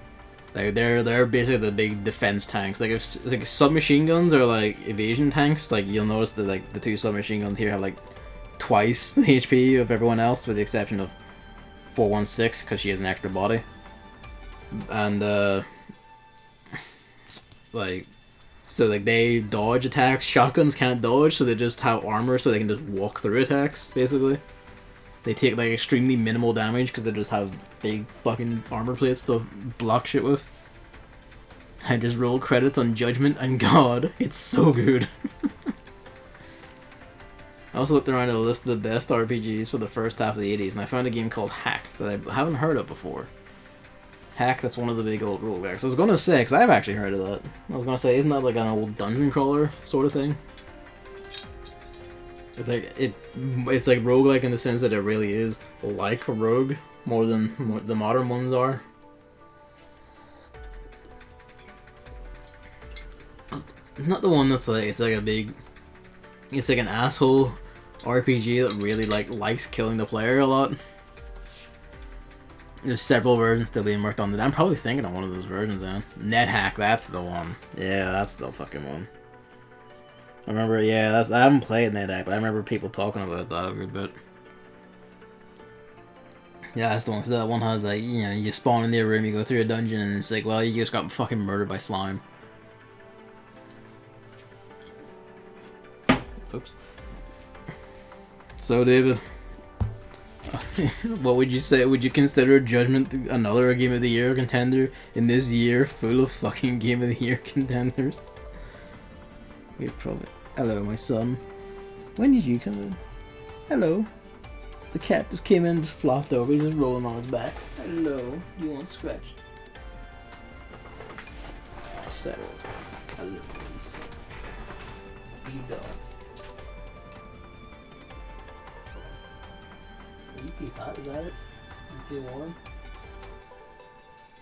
No, he just wants attention. Yes. No, get a nice big scratching.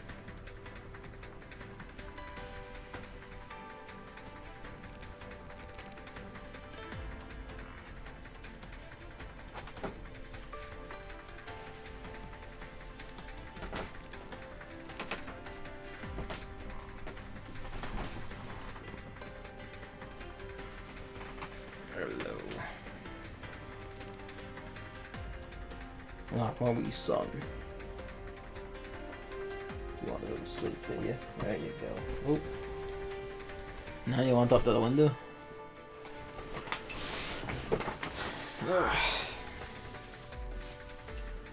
Link to NetHack on the abandonware page for Hack. Heck, there's even a remastered version of Hack on Steam. Hack.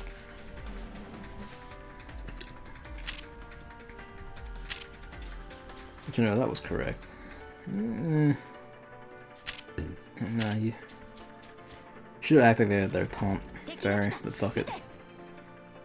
Oh, pardon me. Oh, strictly speaking, need it.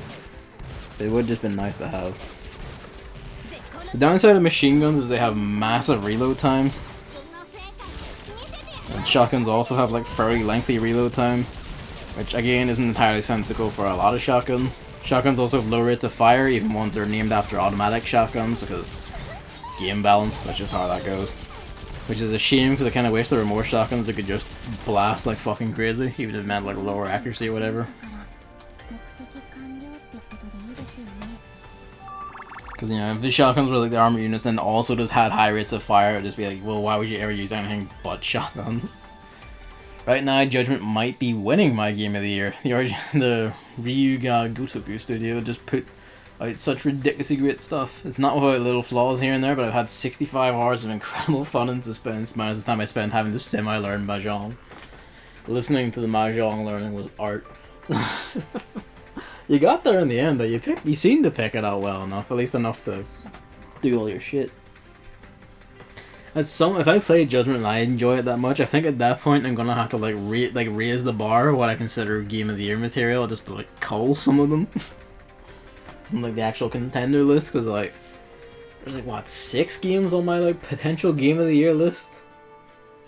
I'm pretty sure like ultimately Devil May Cry 5 is still probably my top, but it gets fucking close at times. Like Bloodstain's like right up there.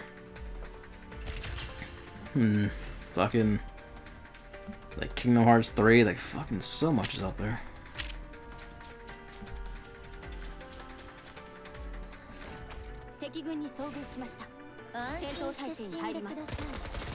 Yeah, she must have moved to a different corner then.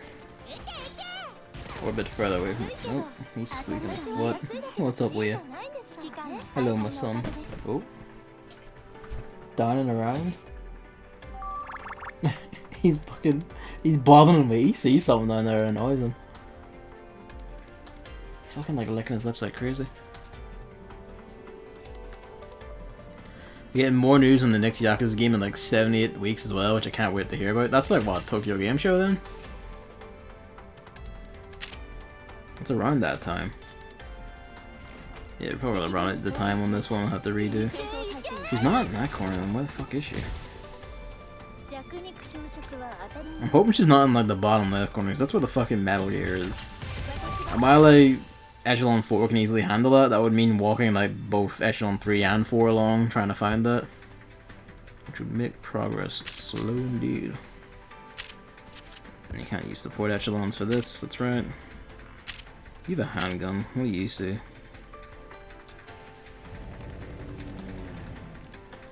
Don't want to get them in the many fights because their nighttime power is quite low, but with like M37 the front there should be fine. Were those robot dogs? Those were diner gates, which are basically robot dogs. They're like little tiny dipshit bots. They keep being used in like the basic joke is that after a point like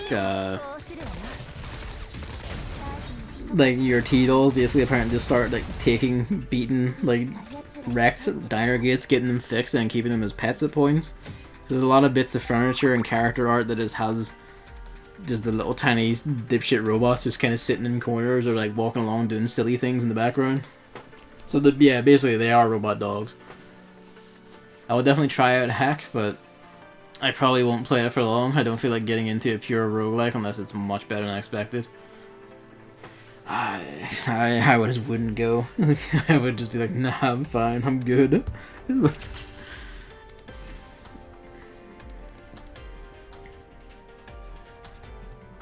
Alright, well. She's not there. How do we wish to proceed? Yeah, go this way. We're gonna go, we'll push down and see if we can find her down here.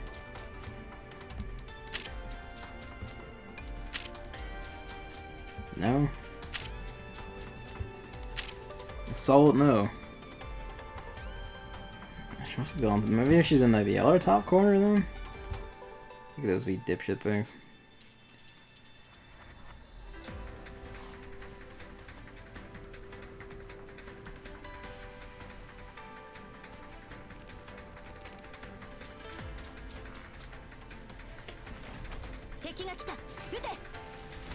The Japanese title for Judgment is Judge Eyes. Eyes are like thematically relevant to the game, as I understand. Like the whole premise is like something about a serial murderer who's like cutting out the eyes of his victims and shit like that.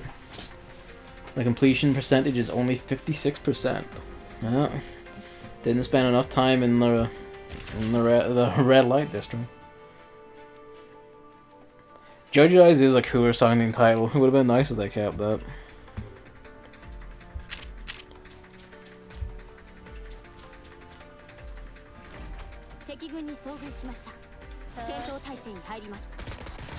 Yeah, this is like the last turn, so I think we're getting like timed out and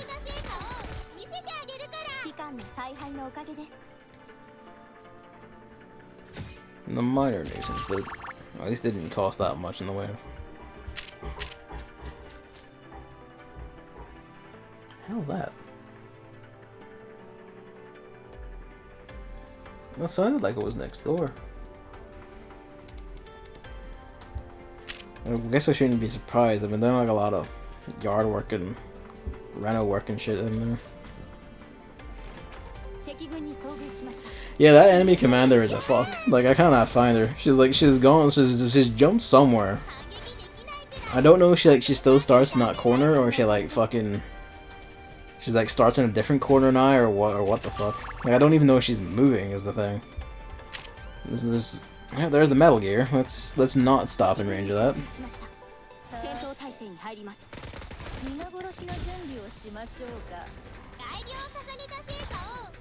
If we're gonna lose anyway because of time, I'm half tempted to make them fight it to see if Echelon 3 can fight the Metal Gear. But I'm pretty sure that would just end in a massive repair bill. Because it has like 6,000 power, but that thing has so much fucking health. Like, machine guns are basically the only thing I saw that could fucking like wound it with any sort of speed. Yeah, no, she must be in the top left corner then. So, like, we looped around like 3 corners of the map. She must be up that way. I don't know if she's always there, or if she moves there, or what, but she must be that way. If it turns out she's like actively avoiding, that's gonna be a pain in the ass, because trying to find her in the limited turn thing is gonna suck. Hello, my son. Unlike Hunter, she doesn't fucking run at us, sadly. Get your last fights in.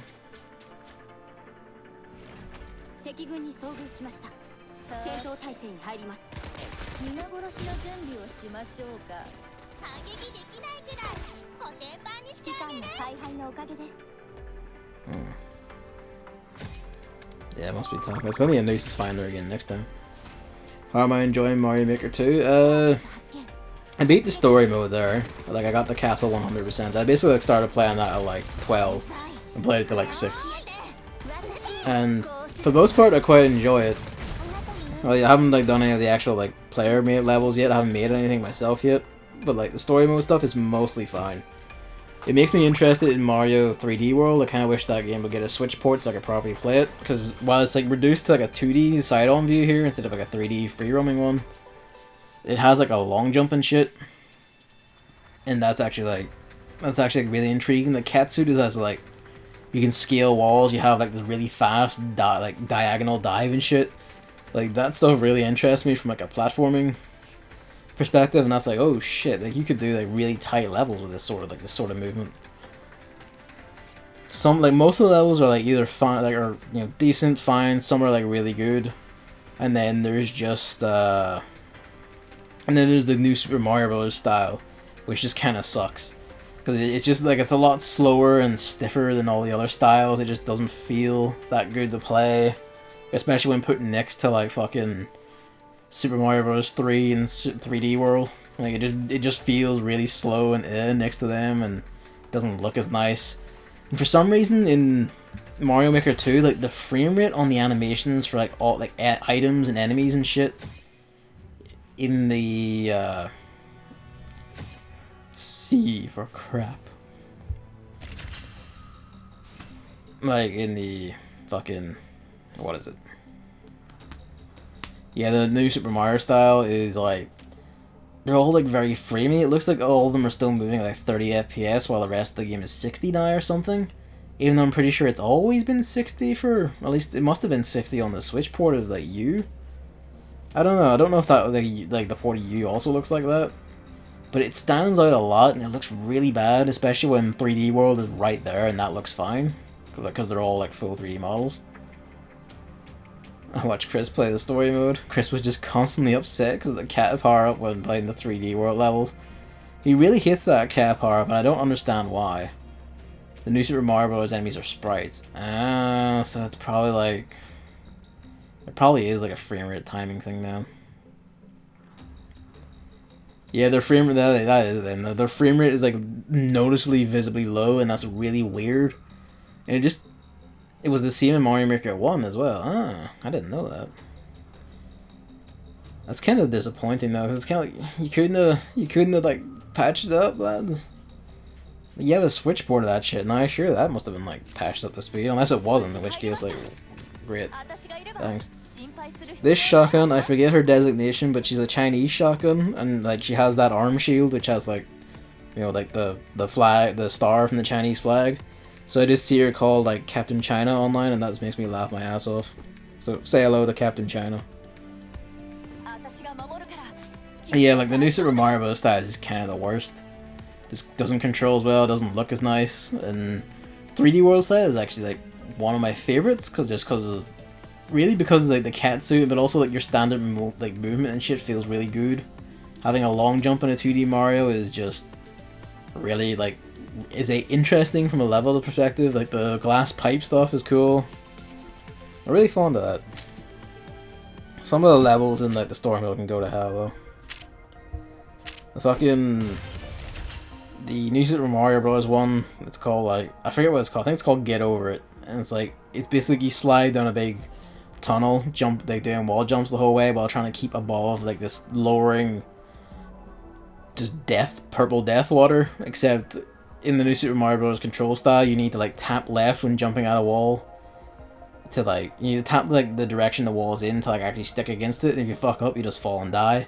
And you need to jump constantly because Mario slides down the wall really fucking fast, and it's not really conducive to like the level's idea because like the stuff below you doesn't drop or move fast enough to like stop you from having to like awkwardly hop in place a lot. Did I build the statue in story mode? I have like the Mario statue. I haven't yet. I might just because fuck it, why not? But I haven't yet. I'm literally only just like completed the main castle. Like I just got the stained glass, saw the ending, and then I was like, okay, I've had my dinner. I've like gotten to 100%. Let's stream Girls Frontline. What do we get?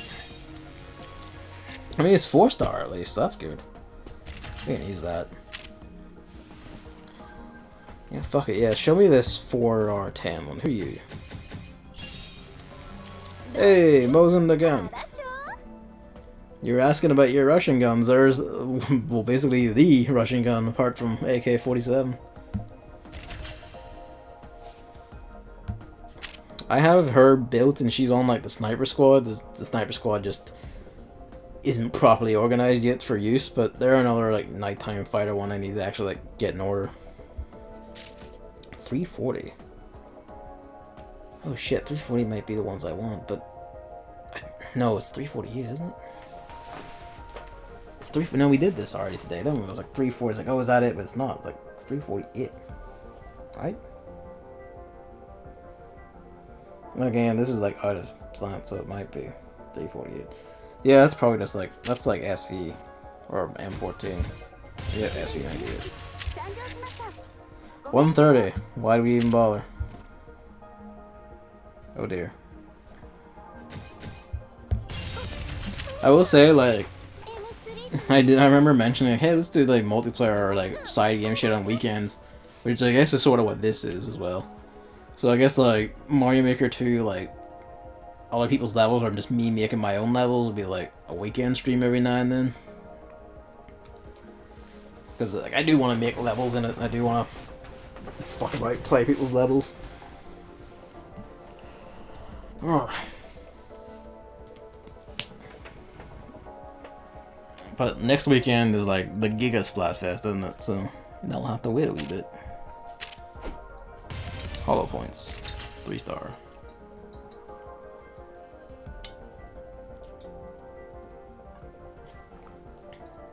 Play NLs. I don't know if I trust playing NLs because you'll probably try and make it like the fucking Doom levels he plays.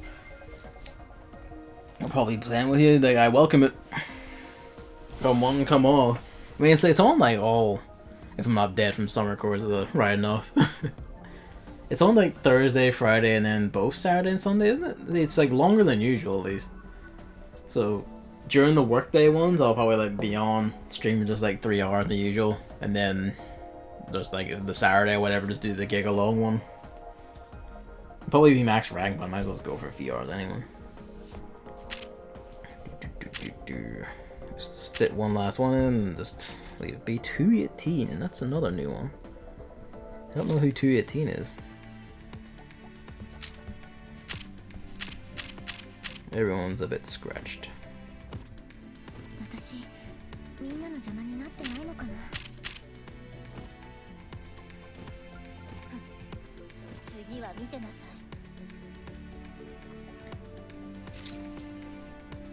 But yes, and I'm not gonna be doing any streams like Monday and Tuesday because apparently like those are like Amazon's Prime days, and like American Amazon warehouses are like striking those days, and it's like a solidarity thing. So it's like, you know what? Yeah, let's do that. Why not? So after this, we'll be seeing you Wednesday for Hard West.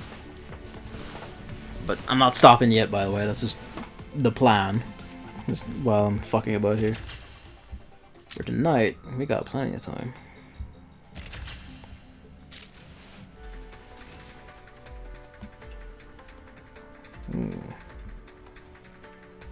Nah, she's got to be in the top left. Like, cause she wasn't in the top right. She either like moves to the top left or she starts in the top left. So we're just gonna send echelon 3 that way. Oh yeah, and as punishment for like ever losing or withdrawing an echelon or like losing a fight, like their rations and ammo get emptied out, so it's like a bit of a penalty cost because like it's resupplied.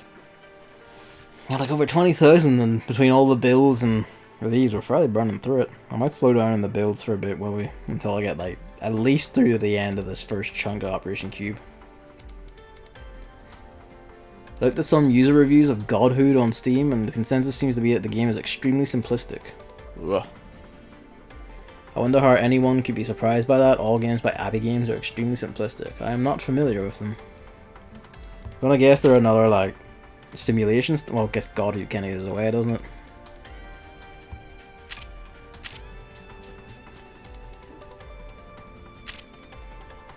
Well, I guess, like, at that point, it's kinda like, well, isn't that, if they're known for being simplistic, I think that's kinda like, well, that's why you're here at that point, right?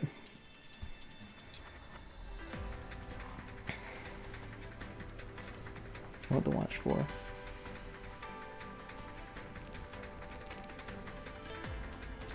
Wait for moves, and then you see who catches what.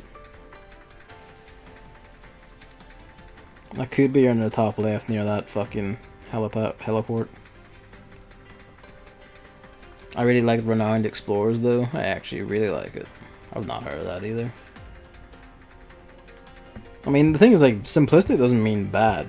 Well, sometimes it can, but it's like how you do it. Like, simplistic but like refined can be like really good, even for like, I imagine, strategy games and shit, because like, I mean, hell, this is fairly simplistic, but I think it's quite good. And I haven't seen like the depths of everything yet. Even just at this level, like, there's some tactics sometimes. Like, you know, swapping units around, positioning and all that.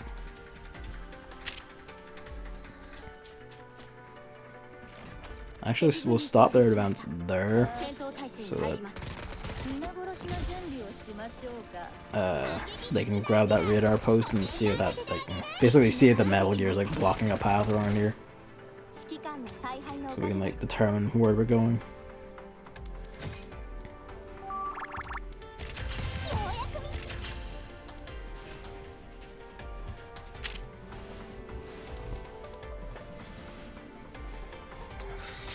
Me, it's hot. So warm day in the content mines.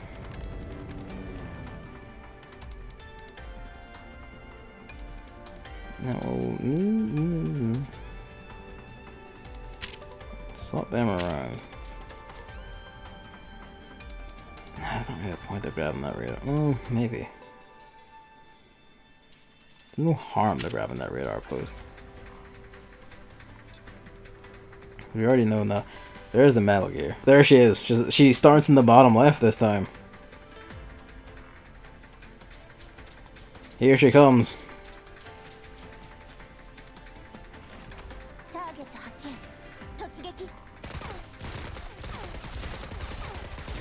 Yeah, she must have started bottom left and the guy moving like top left then.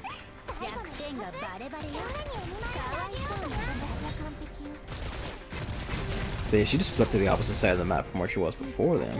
Cheeky buggers. Didn't really enjoy it much. The motion-based battle system is a cool idea, but you can only do so much in a turn-based strategy game with 3 units. But I only played the release version for a bit, so maybe she'll have more later. The man really likes them good and complex. There's 2 Metal Gears on this map. Live in Terror.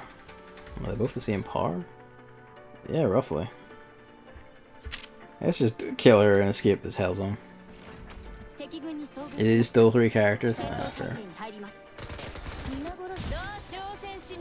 I feel like even that can work, it just depends on how you do it.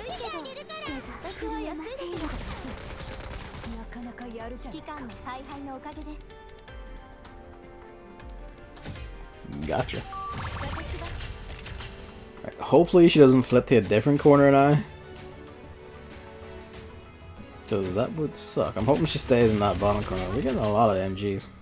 2-star MGs though, so they're not great, but yeah, take what you can get, I suppose. Right. Oops. Right. Same plan again, run over there, have a gander. Deploy you for backup. Midnight maps at least have one nice thing. On daytime maps, you have like a command post, which is basically just like a heliport, but if it gets captured, it's the same thing, you know, as HQs and like Advanced Wars or like most other strategy, well not most, but like a lot of other strategy stuff. Your HQ gets taken, like you're boned. That diner gate wasn't there before, was it? Maybe it was, and I don't remember because I just stomped on it as I was walking through. Oh, look at them go. The tragic creatures.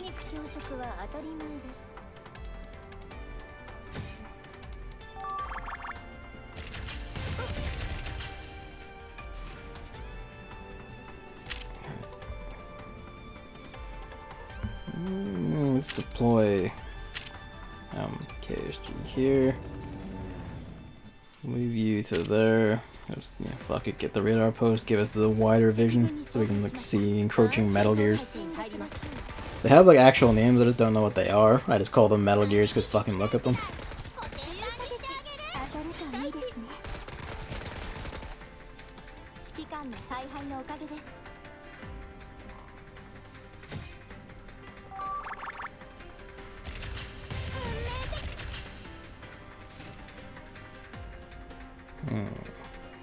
You know, keep the catching that.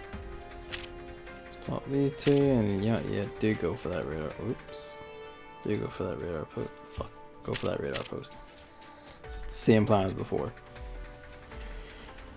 Alright, well, she's not standing there right away, but then neither of the Metal Gears.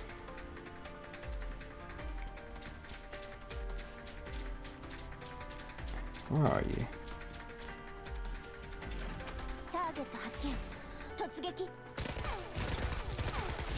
Didn't expect them to change that part of the game. Rest of the game wasn't great either. I mean, if they improved that, I maybe would have enjoyed it. Yeah, well, I think it's just that it sounds like a taste thing.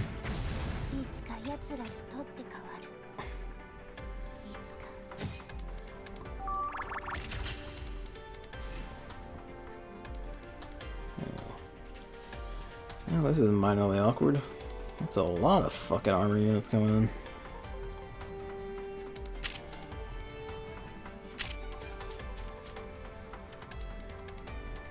Fucking push in and like shred some of that shit.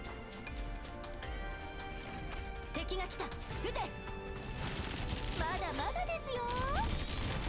remember seeing a video of the game later and there was a new mechanic that looked like a sensible addition, but I can't remember what it was.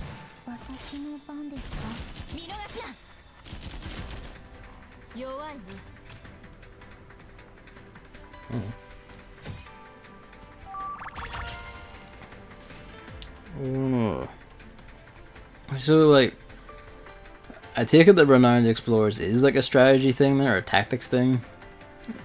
Then, campfire stories part.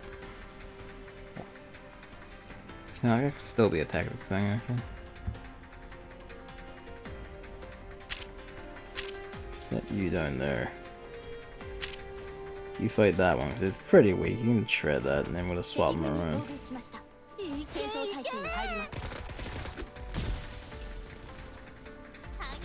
I like the smoke lingers long enough to catch them, that's good.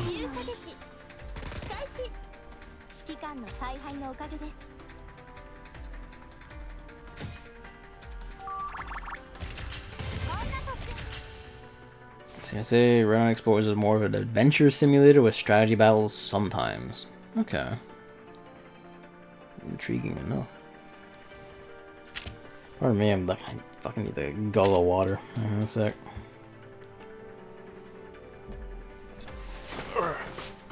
I get tragically hoarse at the best of times, and that's like the heat. It's like it's not so much heat. It's just like really stuffy, if you know what I mean. Where have you gone?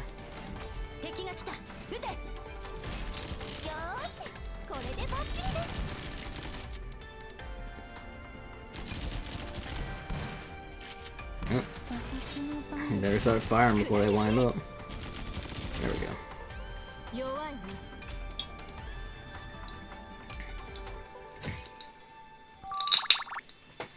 I sort of like from that description, I was like, like sort of envision it in my head what that must be like a sort of. What's the best way to describe it? Sort of. I was gonna say like Oregon Trail, but it's not exactly that. It's an FTL sort of thing, but no, it's like quite the random generation. Random generation shit. Give me a sec.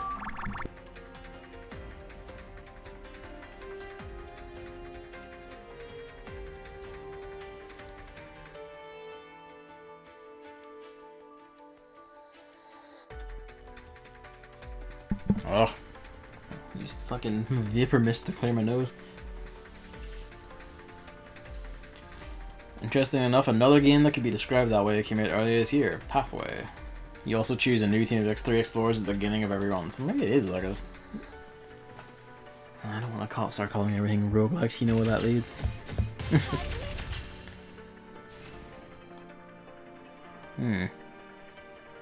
Alright, we're gonna like nudge into that corner.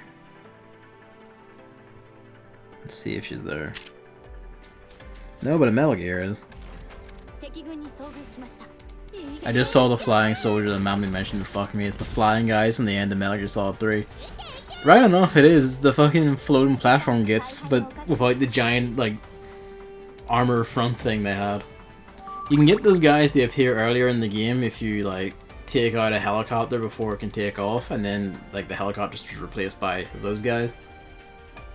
Which is some kind of preferred, because while there's more of them, like, they're easier to hide from. And easier to deal with than a helicopter. Each explorer has different skills they can use to get past obstacles and problems. Oh, fine shit. No, like, go there. And like, swap. You can jump here. That's the other Metal Gear. Right, so she's in a different corner again. I hope this isn't like, well, nah, she's in random corner. Fucking have fun. Maybe she's in like the bottom right now. Have to go for a bit BRB, no worries.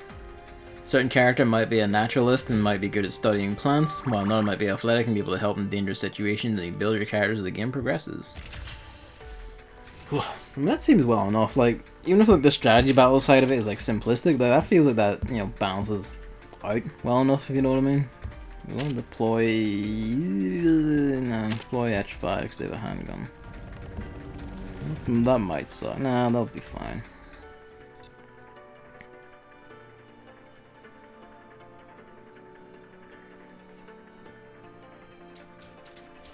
The Metal Gear encroaches. We might get to see a Metal Gear fight here against H4. It's run based, and if you lose, you lose, but the game doesn't prevent you from save scumming, thankfully. Hey, small mercies. Yeah, they're gonna. This is gonna suck for these ones. These are gonna get a bit wrecked by. Nah, they're fine. The pumps through. They didn't lose a body either, but that did suck for the two SMGs. I want to replace Shipkill on this team at least, because like she's alright, but she doesn't seem, even when I got full stats for her level, she doesn't seem to have the evasion to really deal with shit. Even though her ability gives like evasion plus. She like she does a lot. She performs a lot more poorly than like fucking Ingram does, despite being a rank higher. Oh yeah, you might notice like units like suddenly like jumping backwards. That's shotguns have a knockback effect. They have a percentage to just knock enemies back several feet, even if like shooting at enemies to the side. And M37's ability also is like an automatic knockback as well. A big meaty shotgun blast.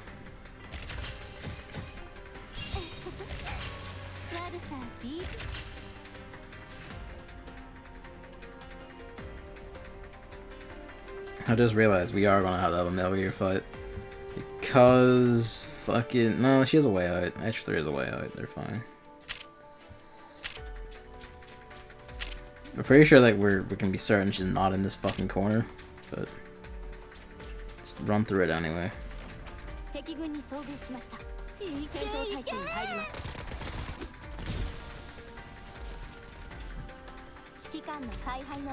Welcome back, Emily.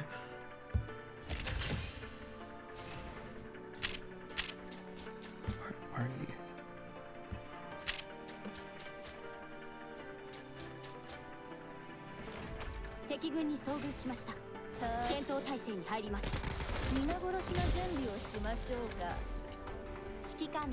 You could save in Rhine Explorers?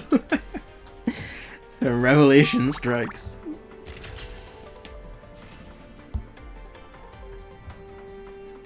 Ah shit, he's probably gonna take that. One of these heliports, unless he wants to like be spoiling for a fight. She might be. The AI seems really fond of fighting instead of taking shit sometimes, if I can help it. Yep, pick the fight. The Metal Gears encroach. Here we go, Metal Gear fight. Two of them at once, oh fuck. I've not had two of them in the scene. Oh wow, that's a lot less health than that usually has. I guess cause, oh no, they're still fucking shredding the shotguns though. Hold the line. Oh Jesus, Sadia got fucking shredded. I should have activated their fairy, god damn it.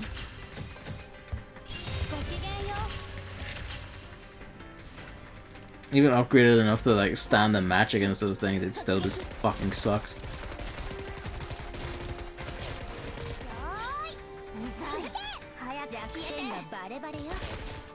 The nice thing about grenades is they count as anti-armor attacks, so rip shot at you anymore.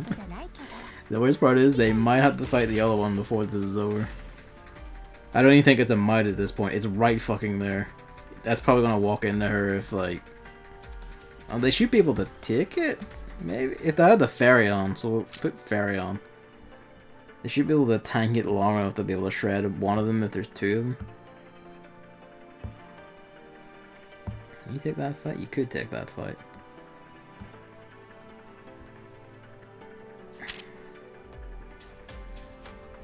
She must be in the bottom right corner now, she's not over here.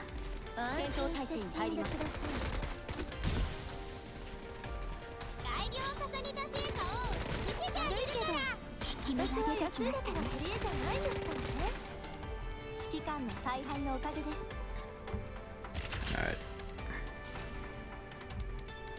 Actually, we'll turn that off, and then before I end my turn, I'll turn it on again so that they have it for fighting whoever jumps them. Might even make them just walk into the Metal Gear just to fucking have it over with. She's there. Okay, no, we're good. She went back to her original corner. Maybe it is random, and I just got lucky. Hello, my wee son. Hello. He's back here. He doesn't want scratched anymore. He's like doing the backwards walk. Hello. Hello. His wee eyes are shining in the dark. Alright, fucking get her.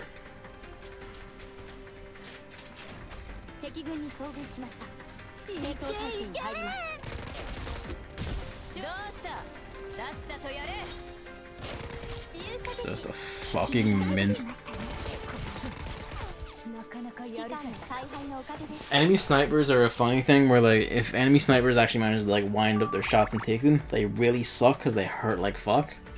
But as you can see, like they're made of paper. Like they just even like high level snipers will just get fucking shredded by like equivalent guns whenever they actually get shot at because they just have zero health.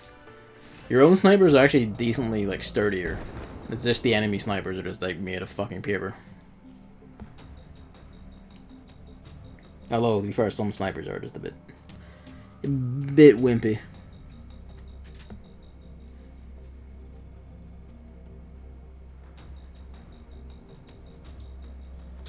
They talk about her like she's like a bit of a sniper, but she isn't.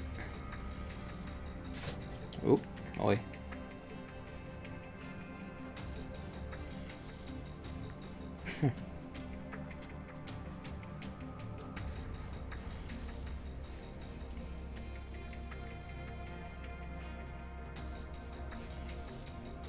Produced unconventionally.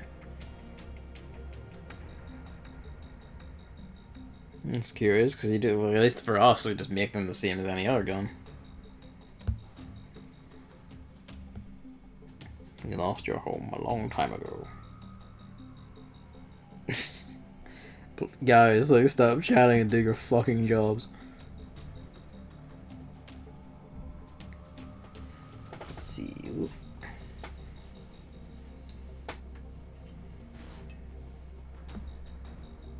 Hmm?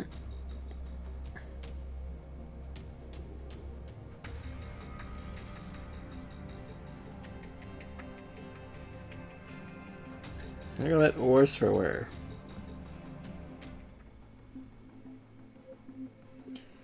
Always is. I think this is like the second time this sort of thing has happened. That or like the robot just has an explosive in it. It's like, ah, fuck you, it dies.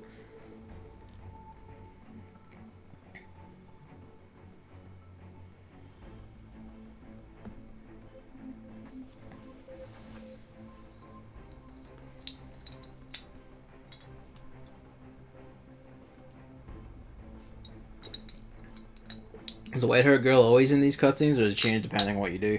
She's always in these. This is like the story versions of the character. Like, it's basically, you know, the same model of android, but this is like an actual story character as opposed to the one I have, who's just the same model of android. Which is a bit confusing. But basically, yeah, like the Squad 404 version of 416 is her own character, so she's always here and always doing her stuff. Like, all the Squad 404 ones are ones you can get. Because I actually have all of them. I think I even have G11. Yeah, like, really, like... Oh, wait, you're responding immediately. My problem with Renowned Explorers outside the fight was that it felt very unpolished. For example, sometimes the best result of an event that you could only get when you had a character with the right skills was worse than the normal good outcome. Hammer never noticed that himself. Really bothered me. That does kind of... What game was it? There was a game I remember people talking about saying that could happen. I think it was even actually using, like, Hammer was telling me about it. I think so. I forget. That was ages ago, though. I forget about it. It's a similar enough game.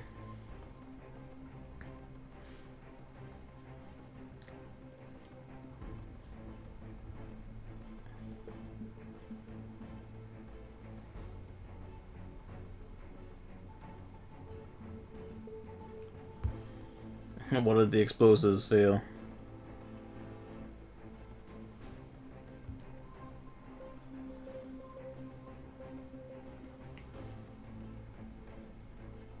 Oh, we're getting philosophical here.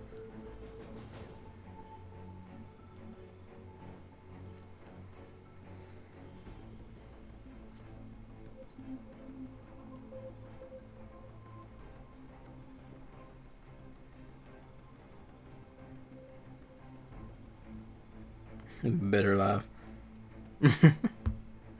At the right at the end, just fucking gloat. That's why I like you, 416.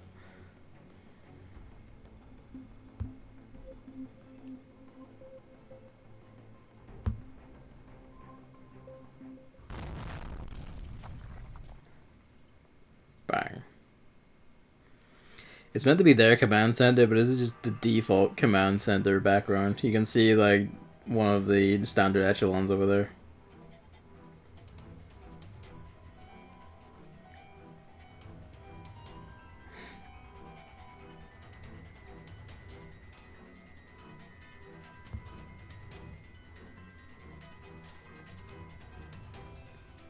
Just, you're surprised you flashing us, is it?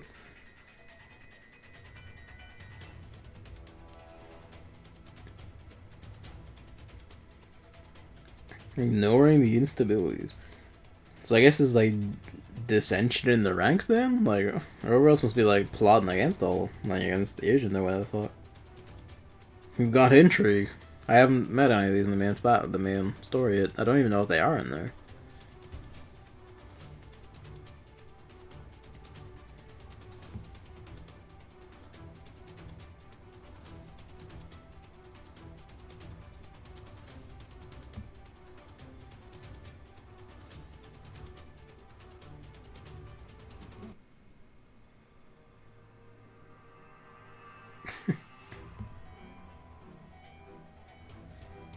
It's a good thing Agent doesn't listen to any of these communications.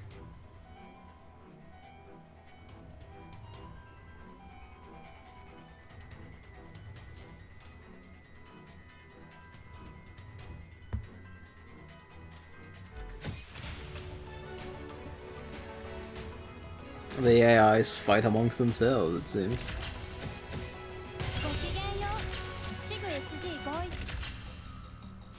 Yeah, that they mentioned Parapluie there, and Parapluie is like a plot point that I'm actually reaching in the main story. Or it's been referenced a few times. It's like the current plot of the Sangvis like AI. Yeah, that's what they're up to. Everyone's a bit dang goddamn.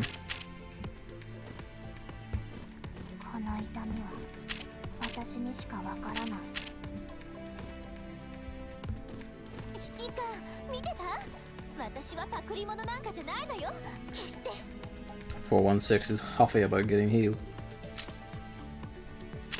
Armor piercing ammo. The good shit. AP plus 80, goddamn.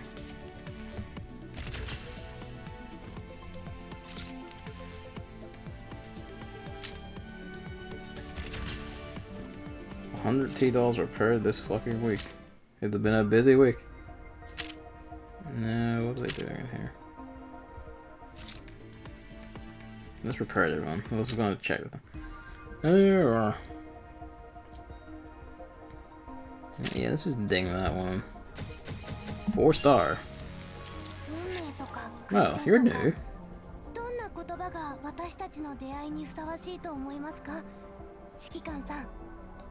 I've never actually even seen her before, like not even like on other people's squads and shit that I've seen. Who are you? You're entirely new to me.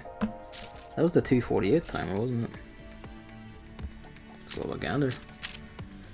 My mother just told me about a recent newspaper article where a woman heard about Let's Go Pikachu and Eevee and remembered the great time she had with the first gen games on her Game Boy Color. Hang on. So she bought the Switch bundle with Let's Go. A few days later, she brought the Switch back and decided to search for her Game Boy Color instead. Oh. Yeah, though, that doesn't surprise me. We all saw it. It's fucking funny to me though that apparently like even people who are just like, yeah, I haven't played Pokemon in years are still like, you know, like this isn't the thing I want. Let's Go is just such a miscalculation, but it's nice that it's like his kid is cute, but also what the fuck is Let's Go? Where is the new one? Where are you? There you are. Actually, with 30, that's pretty smoker. Otherwise, pretty standard SMG. I'll need to check what her stats are like, because beginning SMG stats all kind of look the same. But she has a smoke grenade, so she might actually be really a good pick for my uses. I feel like, let's see, tell her there's a new actual game coming later this year. Yeah, maybe she knew. I feel like Let's Go probably hurt the image of Pokemon more than attracted new players. Everyone who doesn't know that much about games will play this for a bit and then decide that Pokemon is shit now.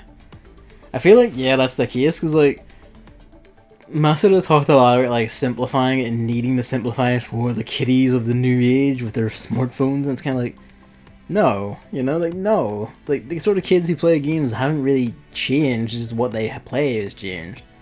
A lot of the attitudes and shit are just inherent to children. Like, you know, they fucking love, like, challenges, they love multiplayer shit, because friends. Like, that sort of thing, like, you know. There's, like, kids will put Harmony, like, it's especially misguided considering, like, Fortnite was beginning to explode. Like, PUBG was already fucking raging and kids love that shit. You know, like, kids will play multiplayer stuff just for fucking ever as long as they have their friends with them. Like, Pokemon could do the same sort of thing if it kept its serious mechanics. Like, you know, miserable an experience as it is, at least to play, from what I understand, I only really watch people. Like, PUBG at least was like still a fairly complex game because there's stuff like bullet drop, accounting for distance, like stealth, listening for sounds and shit. Like, it's not like a simple game. Like, you know, like, kids will like fucking eat that shit up.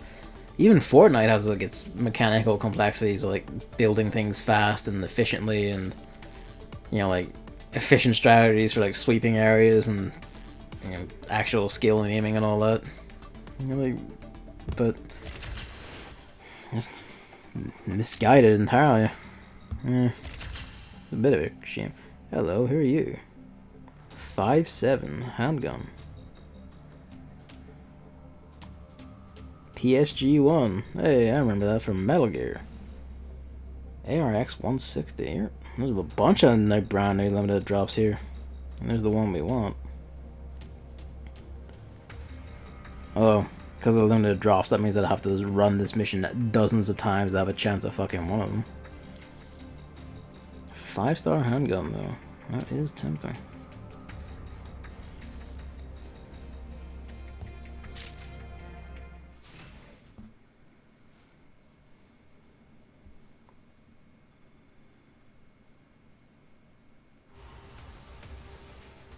Hey, guess you're still alive, just a bit torn up.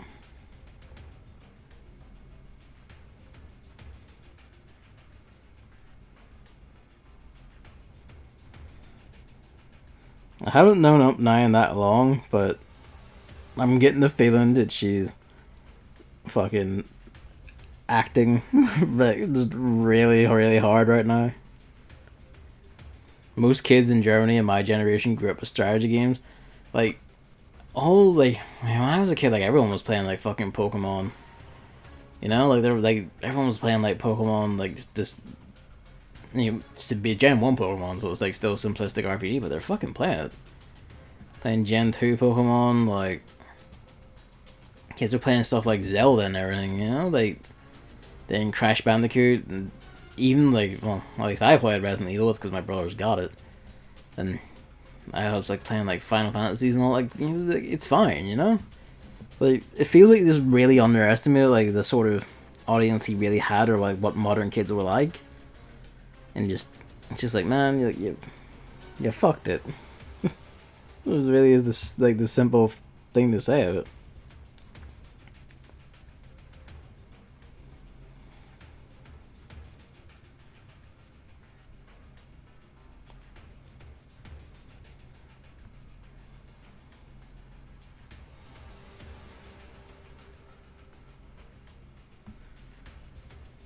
Crash or Smash were.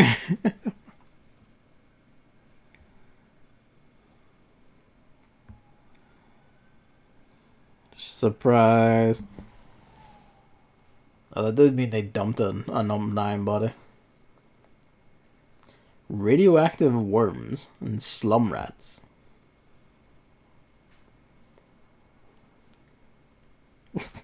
With my nails.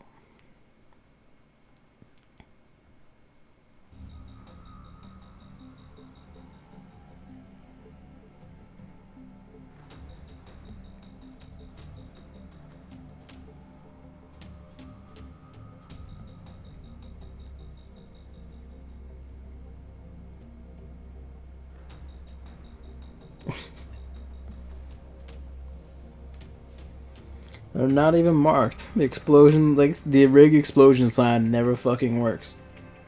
Just never does.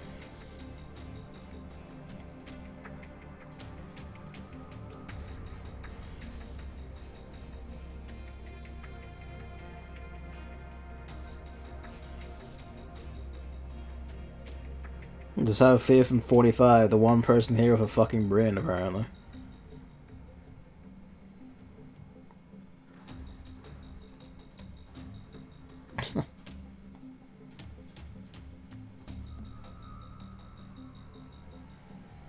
Why is this character called Ouroboros? Fuck if I know. Because bad snake is bad. Probably. She might have like some grander ability or meaning tied to Ouroboros, but I don't fucking know. Like, this probably is just Ouroboros is an ominous name because snake imagery and it sounds nasty. I don't know. Oops.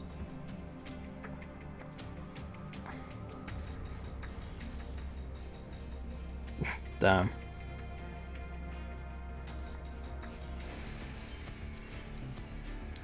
Oh, Jesus. Oh, fuck, it's even bigger. Oh, Jesus, it's so big. Snakes versus guns. I'm sure she might end up being her own downfall. I guess, yeah, because the snake eats its own tail and all that. Which could be interpreted as, like, becoming your own downfall. 6 echelon map. Fuck me. I don't even have. Oops. I don't even have like 6 echelons to use. You don't strictly need all 6 of them, but it'd be nice to have. Alright, so find boss and killer, but I mean, best case is either bottom right corner or just straight fucking ahead of us.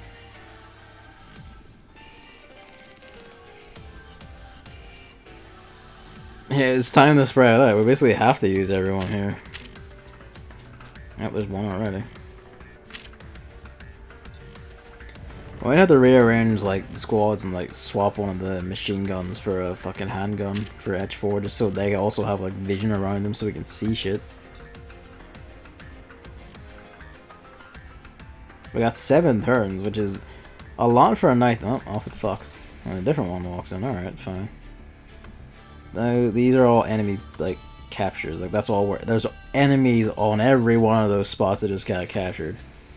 Oh Jesus! That's like a good what? 14? Like probably 14 on the map.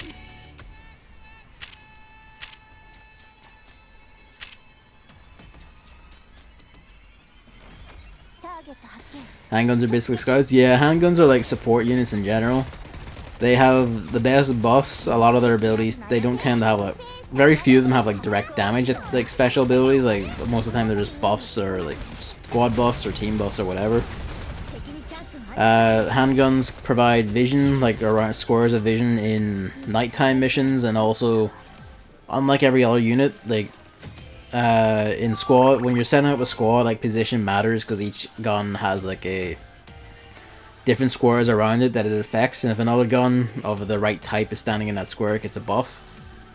Handguns are special in that they, like, the percentage they buff units by on their squares increases every time they get an extra body. Whereas, like, 416 buffs an SMG directly in front of her for, like, 40% damage, so it gets, like, 40% extra damage dealing. But that's it. Like, at 4 bodies or at 1 body, she always does that, where the handgun could give you, like, 9% at 1 body and then like fucking 45% at 5 bodies, for instance. Like the handgun we got like 2 missions ago as a reward, like the water one, she has like 45% accuracy buff at like 1 body. So like by the time she, if I were to build her up to like 5 bodies, she might give like fucking 70-80% accuracy buff, like something crazy.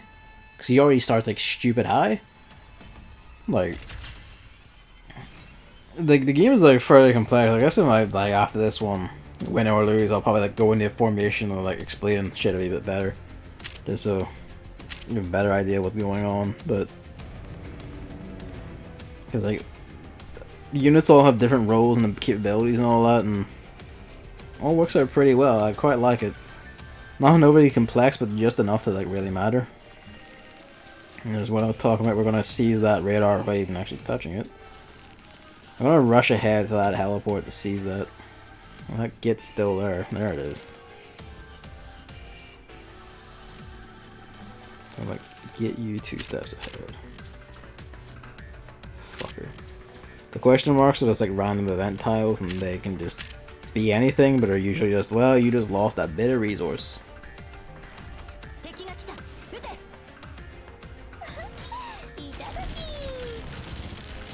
Rip shield bearers.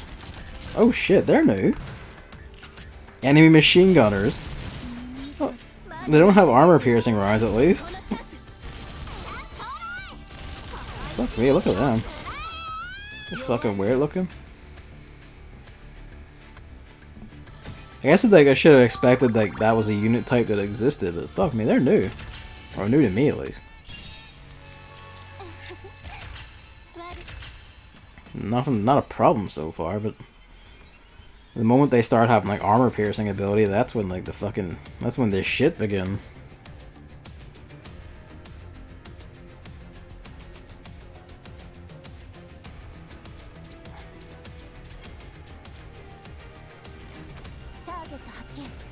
Fucking coming in from all, and that's right, because they have a bunch of heliports. Like enemies can like spawn new units at heliports, so I'm gonna have to shut up at least one of these to like stem the tide. Her stun grenade throw wind up is so long. Like by the time she got that off, like the shit she was aiming at was basically dead. You need a boost type 79 stun grenade even further, so she actually throws it fast.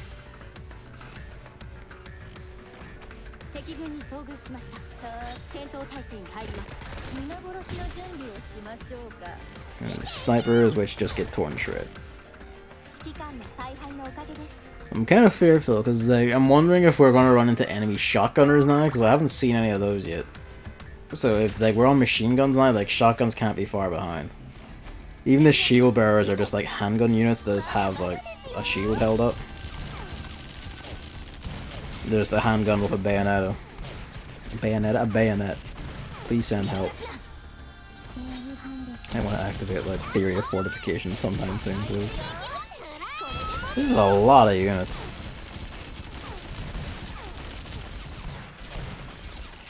Shotguns are gonna get warm, but they're all assault rifles, which can't hurt shotguns that much. So, I mean, there's that.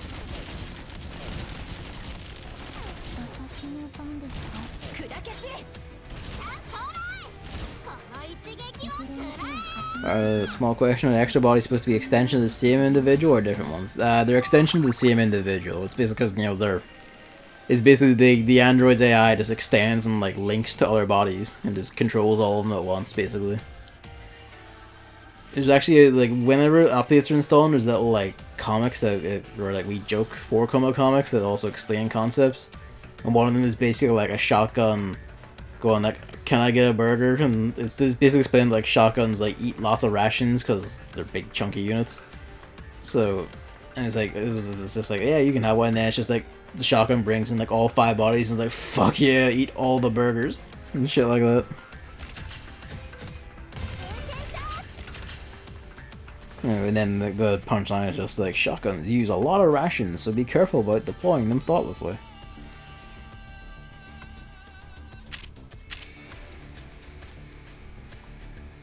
It's gonna be worth it, so it's kind of a problem because if we take that, we'll just get taken back. Sitting on it might be enough.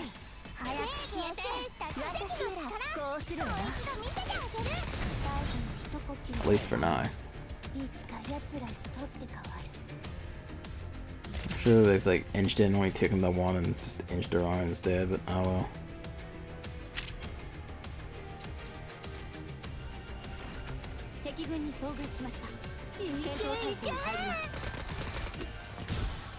Yep, armored. Oh, machine gunners against unarmored though. This might be a bit nasty. Unless they just wipe the entire thing before they get to shoot. Yeah, never mind. Well, I don't know why I ever doubted my own echelon 3.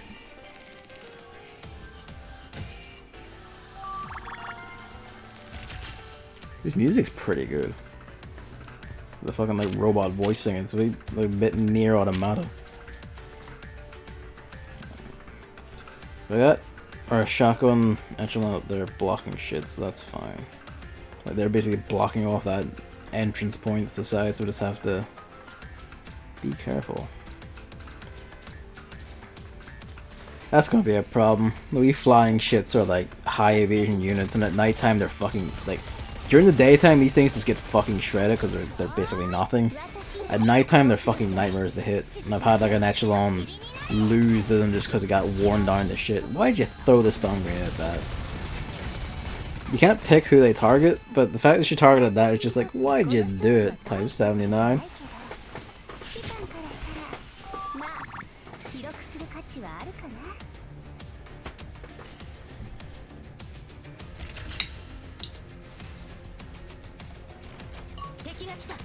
This might be tragic.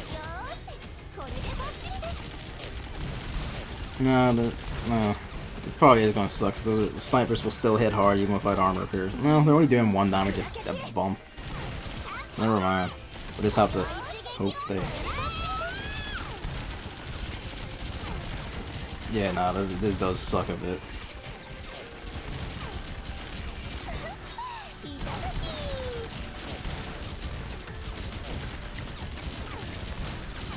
I need to like retreat. Now you pushed it back at last time. No, it's not even pushed back on the start. Get back there.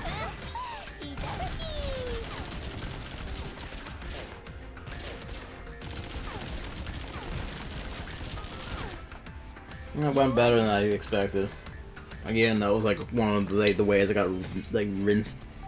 My first like attempts at night maps was just like a flock of those things just wouldn't get fucking hit, and it's just like I fucking hit night maps. Captured by enemy.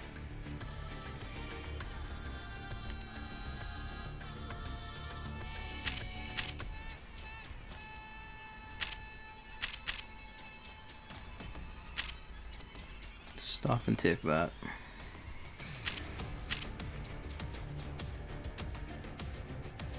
You retreat back here.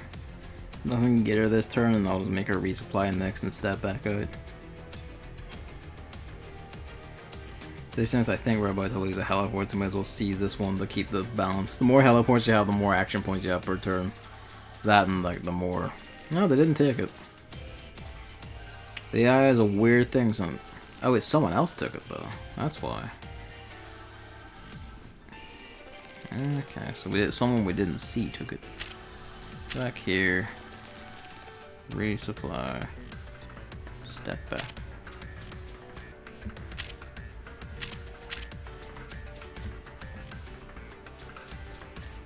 She's not in this corner. Welcome back, Emily.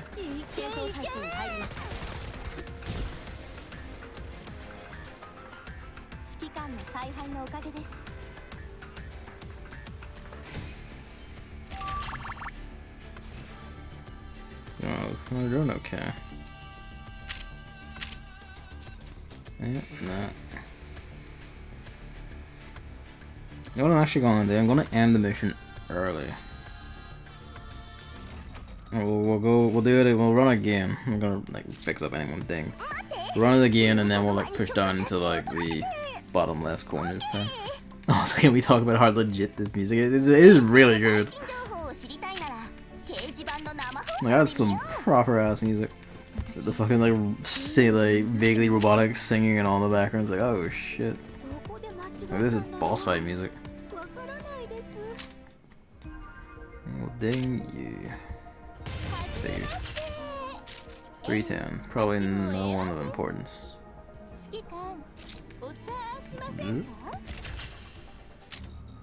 Alright. Bonk. Alright, second verse, same as the first. We're gonna... Maybe she's in like the bottom left. I don't know where she'd start or where she'd be, and I don't know if she's going to be moving or staying still or what. It's hard to judge.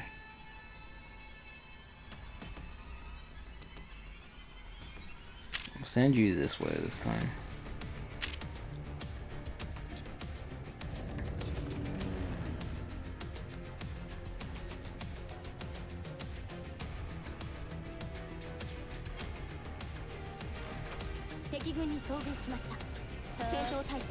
Fuck them up.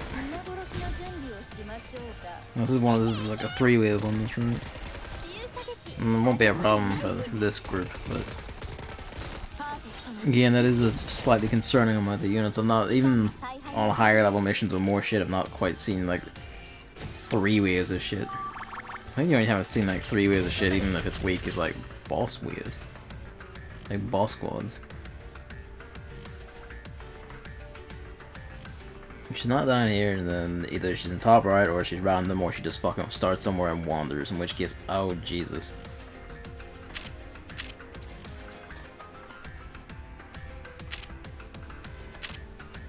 Four, and just be over here. And as no one will be taking the top point, we can like loop her around, grab that teleport, and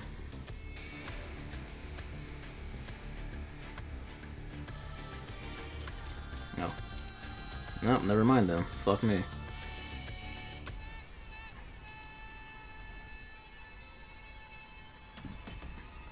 Pardon me.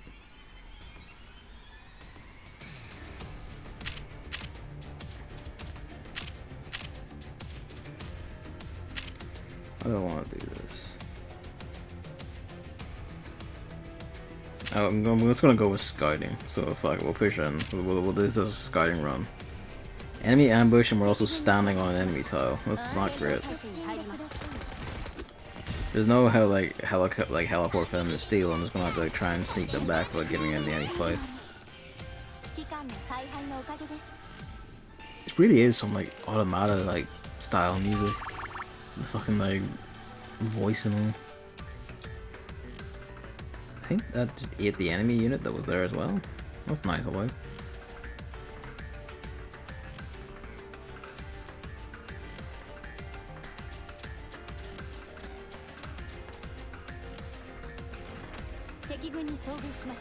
Hello, my son. A cat does this thing where like he just stops and sits behind something and peeks around with just one eye. Like not like necessarily leaning around, just like sits there with this position so that only one eye sees around things, and it's kinda like, why are you doing this? I'm pretty sure it's not a sight thing because I don't really see other cats do that a lot. But I don't know.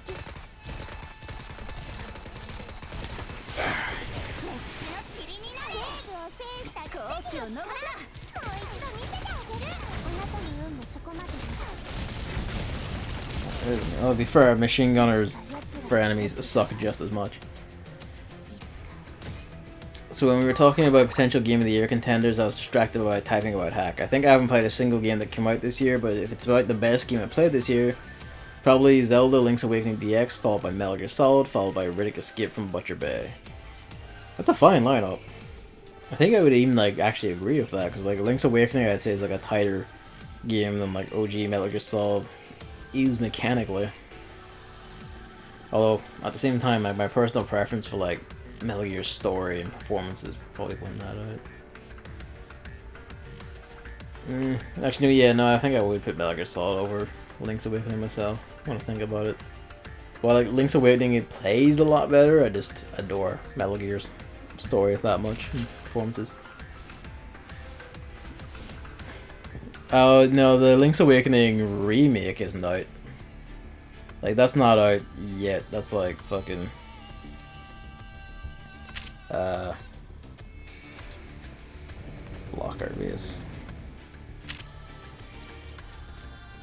Oh, this is gonna suck. That's a beefier enemy squad than I expect. That's like 9,000 power. They're doing a lot better against 9,000.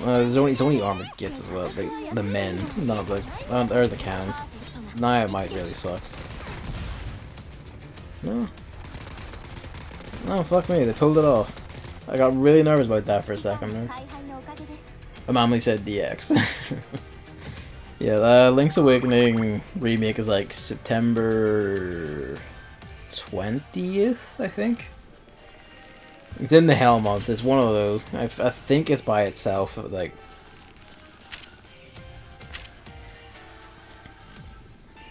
this is gonna suck. She is down here. We need to take a better path to get there. Yeah, okay. We might have to like withdraw and like terminate this one just because they're about to get wrecked by an enemy squad because of no ammo. They can't fight back. Exactly right, they have the eShop of them right now. Very nice. Yeah, it makes sense. I remember like ordering it in my head because it's Code Vein and Dragon Quest are out the same day. That's the 27th.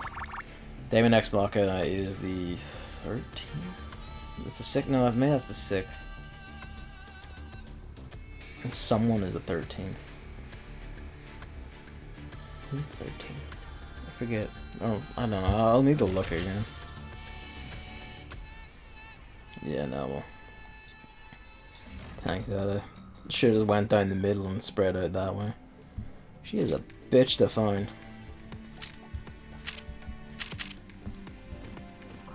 Oops.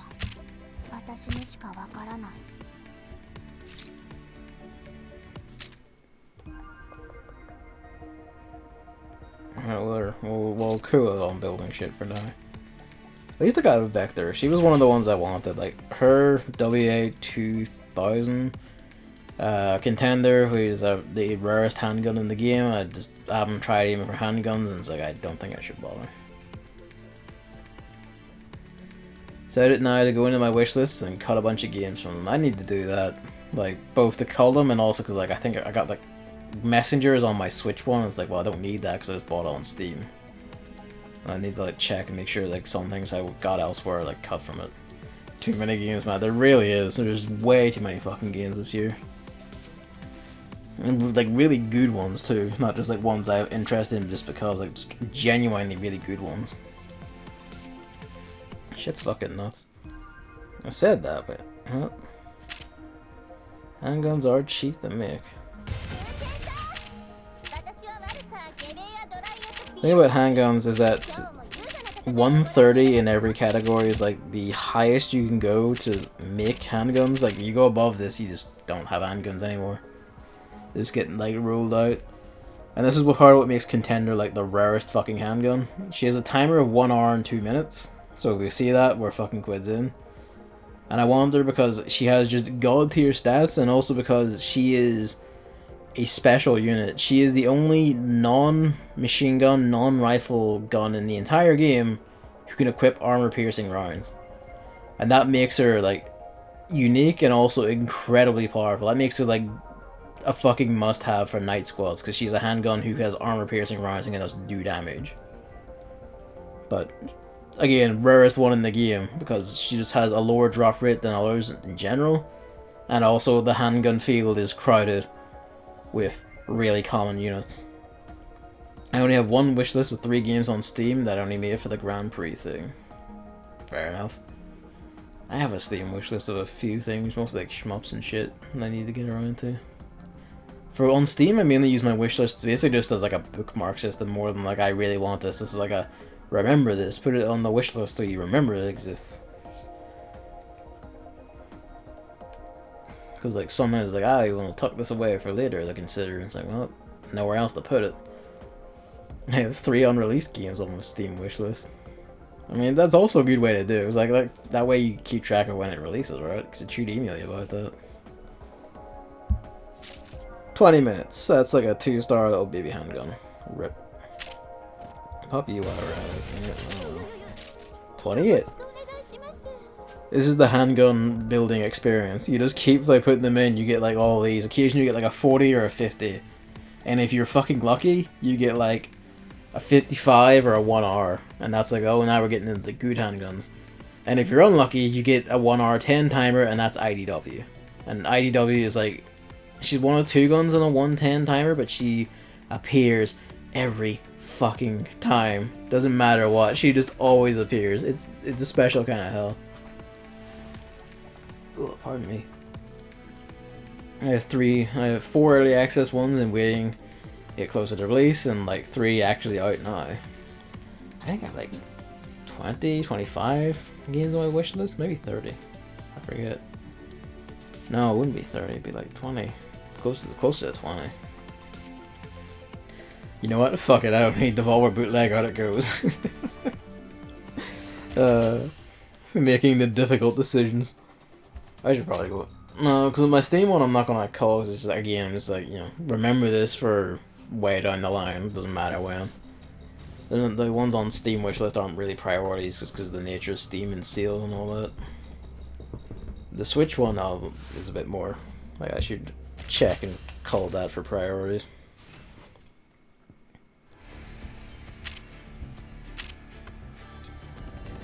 Worst comes to worst, I'll probably need to like see if anyone notes if there's like a spawn pattern or whatever for Ouroboros in this map so we can fucking find her. Because even if I don't do that on stream, I will actually have to do that in my own time. Because I will eventually just go like, fuck it. Just fuck it. Get it done. I'm going to send her off to the top right this time because it's closer and I haven't checked there yet. Oh, pardon me.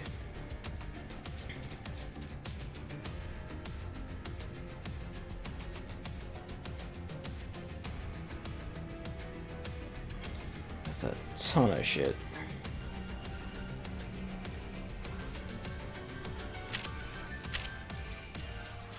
Yeah. Well, it's also an ambush tile, so we basically get one in a unit for the price of two.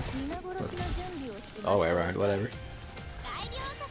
You had 24 games on your Switch wishlist now, what the balls. what caught your fancy then?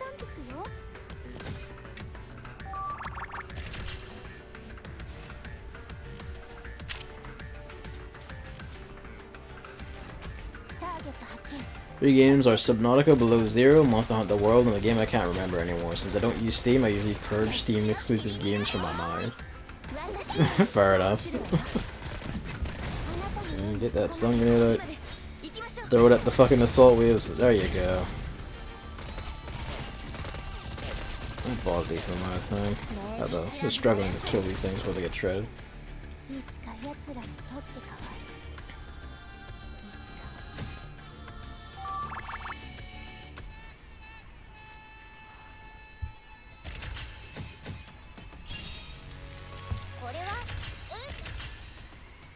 What do I want? Ooh, made this in there. 4. We're gonna march them forward when we got moves.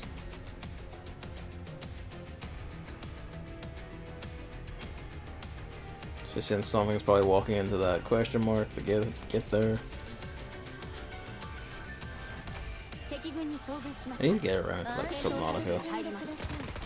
Maybe there are two games because I really enjoyed Subnautica and I watched you play Monster Hunter World.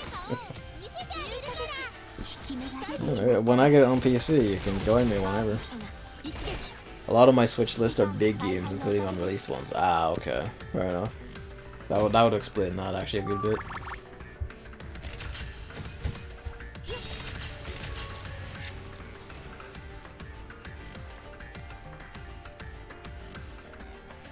I know it's functionally the same thing, but there needs to be like a bookmark system that's not named like wishlist, just so we have like the distinction made. It's not something I'm, just for keeping track of shit as opposed to really wanting it. Come on.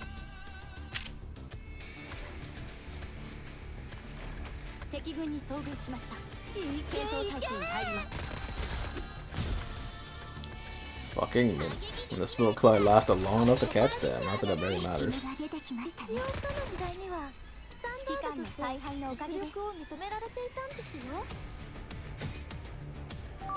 Ugh, pardon me. Hang on a sec, I'm gonna need to...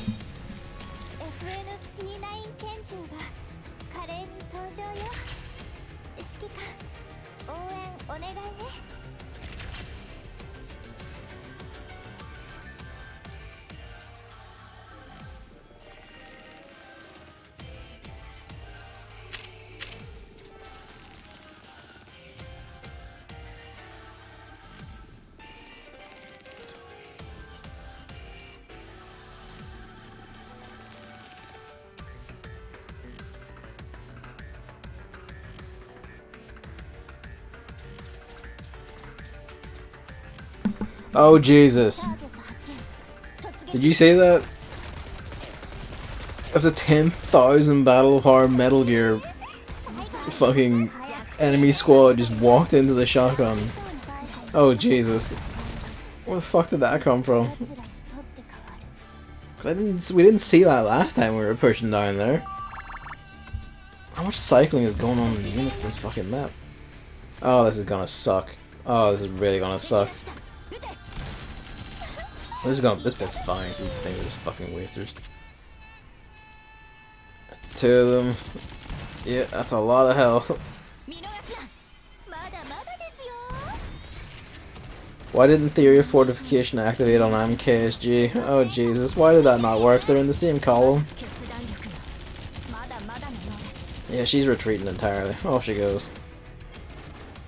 Sadie is getting shredded. For some reason, theory fortification is not activating on herself. Rip. It might just about win this. Oh, Jesus.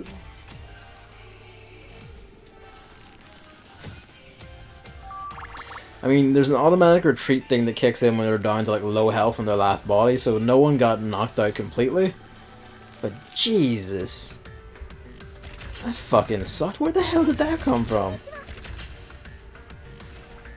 You know, they're minced. Like, Jesus.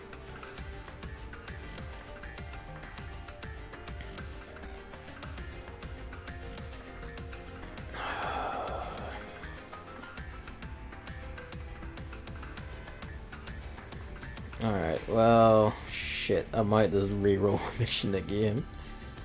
I know that's like not great practice, but it's kind of like, well, shit.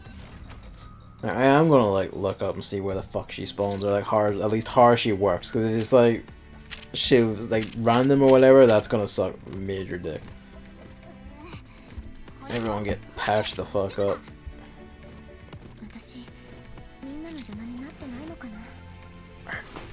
Put it on this line. Alright. Let's find out, like, what the hell is Ouroboros?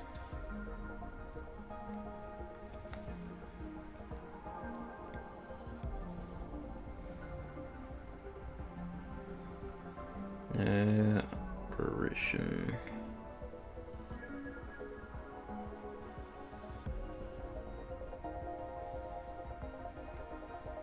Q plus.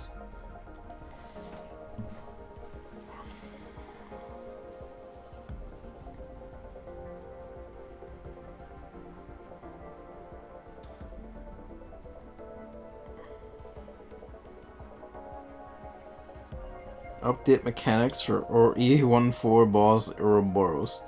Great. So they changed their mechanics. Oh, there's a whole algorithm thing going on. I might need to open the fucking browser on my PC for this shit.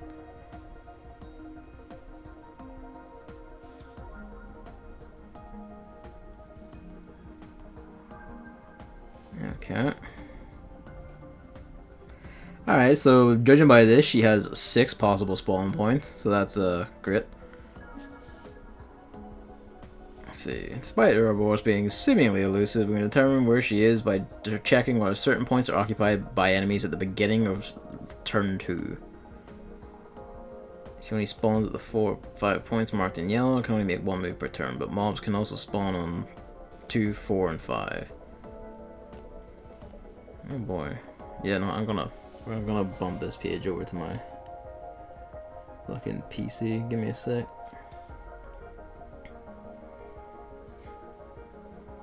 Cause good lord.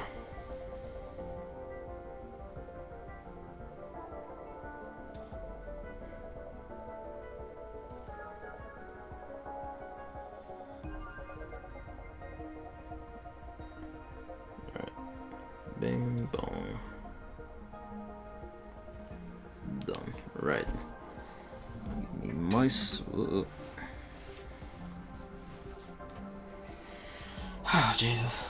I would open the window except the cat would immediately try to dive bomb his fucking face out of it because like, oh, freedom. And being a black cat, if he gets into the night, trying to find him again will be fucking hell. Alright. Bang that open. Separate it, we can like...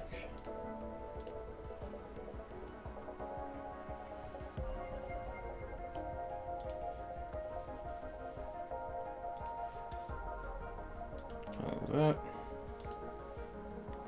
Yeah, cats basically, yeah. Just cats.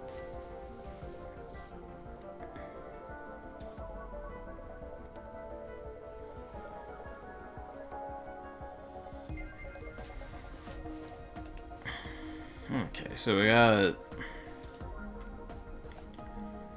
She can spawn a... Alright, she's basically always on a heliport by the look of it. She's either on like the middle left or middle right heliports, or the direct bottom one, or the two ones in the corners. So, right idea, just wrong methodology. The problem is she can move. Let's see. Oh, wait, hang on, there's extra images. Let's see. Points marked in green will spawn mobs at the beginning of turn 2. So that's that heliport and that heliport. Point marked in red has one on when the fight begins. Yeah, that's fine. Those two always have enemies on them. Check the following scenarios at the beginning of turn 2. If any of the following points is occupied, Ouroboros is there. What the fuck is point PA? Oh wait, I see. Oh god, that's a lot of points. Okay, so if the following points is occupied at turn 2, Ouroboros is there. She's either point A, F, or... I'm gonna move these over the Firefox and I'm gonna just show you the shit because oh lord. It's not hard to like, keep cross-referencing, but it's fucking something. Make your cat into a cyborg and put a recall program in them. Hang on, we'll transmit this over. In a sec, I want to open this, close that, for this all to gather, and then close this again. Let's do the dance. Over here, we'll paste and go with this.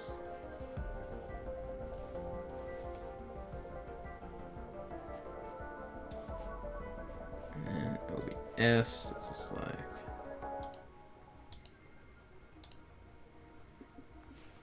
Alright, so like...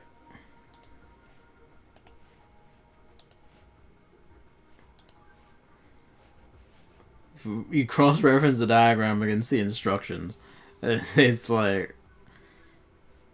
Let's see, if point A, F, G, H, K, or L are occupied on turn 2, so... U, and I guess U. Any of those get occupied on turn 2, she could be on any of those. Great. If point B is occupied and one of the R2 adjoining points of point 6 is occupied, then she's at point B. So how about 6 here? So if that gets occupied and any of these is occupied, then she's sitting there. C and D are occupied, and she's at C. If any of these go, she's here. Fucking hell. D and E are occupied, she's at E. If I and J, then she's either at I or J. And if none of the above, if none of those happened, she's maybe on point D. Great. Add notes on the other ones, it's possible for her to spawn at point 1 and just to sit there. And since mobs also spawn on 2, 4, and 5, it's possible for point L to be occupied of her ever being there, and same for I and J. So it is effectively random as fuck. Yesterday evening I was very bored, so I was looking for game development streams on Twitch. Watched the crosscode devs. They're pretty entertaining guys. One of them has this ridiculously strong German accent. Apparently they applied for the German game funds, and one of them accidentally wrote, "Crosscode is different from other RPG Maker games, despite not being an RPG Maker game." That's a goof. Crosscode is actually amazing, just FYI, you should play it. Duly noted. I remember hearing some buzz about it. I might take a look at it at some point in a few years when I get through my backlog. Okay, let's cycle back over. Right. Well...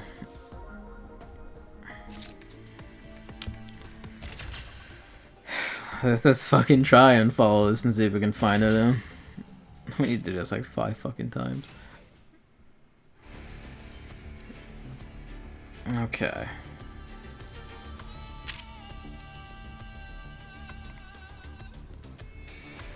Alright, 3. We're gonna do the thing where I think like the general best plan is to get H3 down to that middle heliport, grab that like ASAP.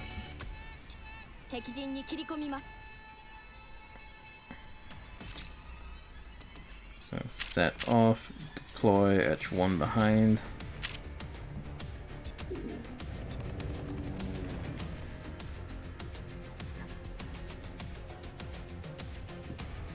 And that makes that enemy fuck off, and that one walk in. Make them both do 1 square each. This is not the important turn, because it's not turn 2 yet. It's the next turn that we have to start paying attention to this shit.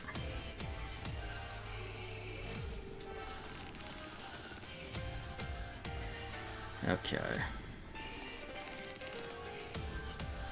Get that. We'll spawn edge 4. I need to rework edge 2 so they can start doing things. They're decent, but it's just kind of like, yeah. I need to either start building or do some rearranging, which I might with the new ones we got. Need to find a spot for Vector somewhere because I really want to use her because she's apparently quite good. And also, just, you know, the design appeals. Struggling to hit these guys. Nah, where we go? Oh, pardon me. Oh, it's a bad night.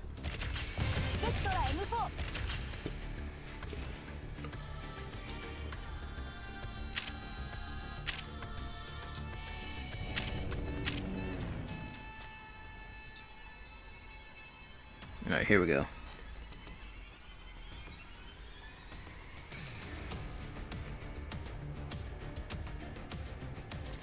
Point C got occupied.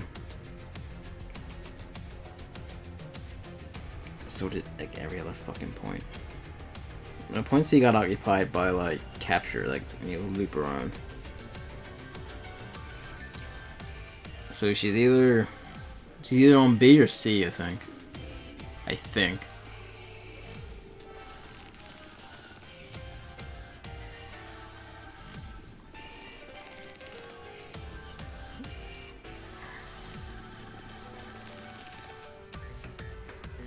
I really think.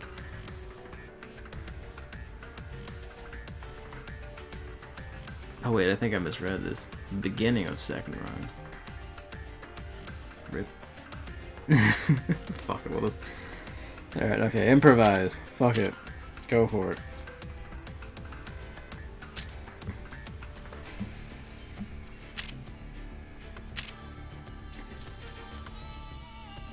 Yeah, no, I read that wrong. So I was like, okay, they turned him and... He said he accidentally wrote it because he thought about how many people think crosscode is an RPG Maker game. He thinks that that's also the biggest problem holding sales back, and he wants to focus on making the next game appear less like an RPG Maker game. I can imagine that's a bit of a tragedy.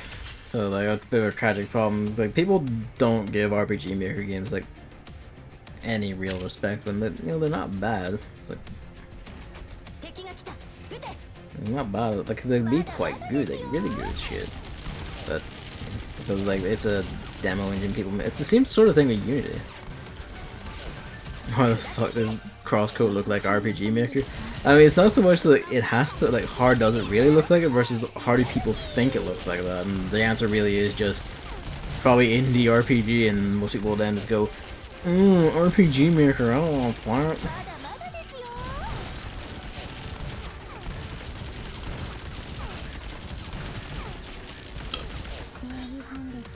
Even if it was one, the way it looks should immediately show massive amount of effort, so it shouldn't matter.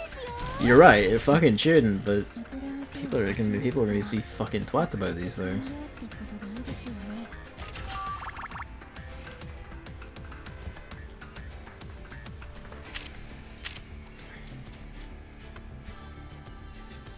Just to block these up a bit. You might even be able to like work on grabbing that fucking heliport. It's not left. Oh, that walked off. I'm concerned because I know there's a 10,000 point Metal Gear somewhere on this map. And we didn't run into it at all the first time, but then the second time it came fucking at us. And it came from the direction that like Echelon 3 is in. While like, you know, Echelon 4 could survive it, I do not think the unarmored Echelon 3 could tank a 10,000 power Metal Gear division. I think that would just fucking mince a lot of them, like just almost uncontested, like uncontested. And I still like get the impression that she might be on like the left side of the map.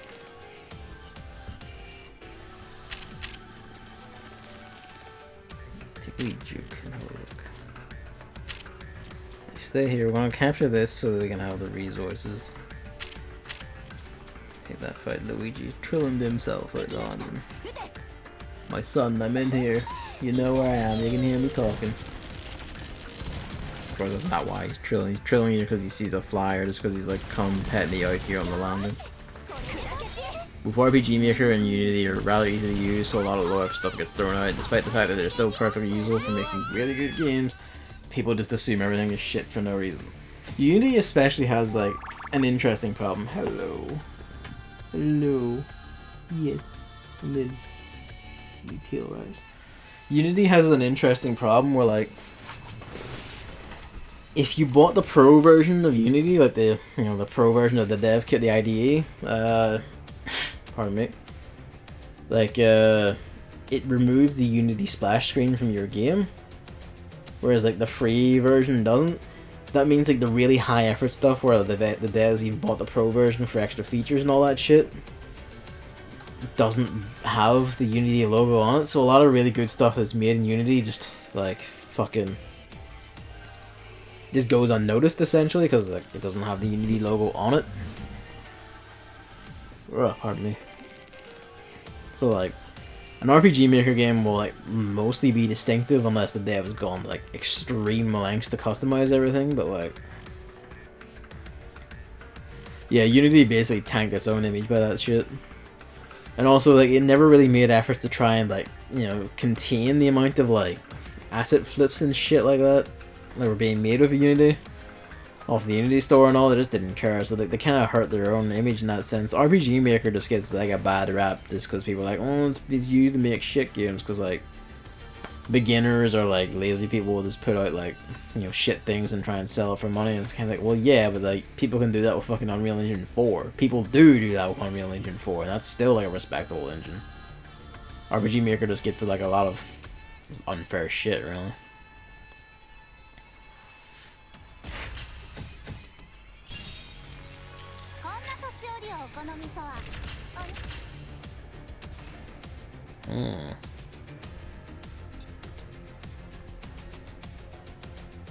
That radar actually sees a whole lot of shit. That one on the right, that covered a whole lot of space.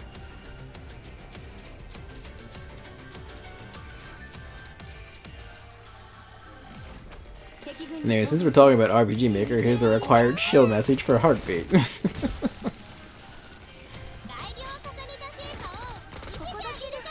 Just make the tagline, it's RPG Maker, but good. No, that's unfair.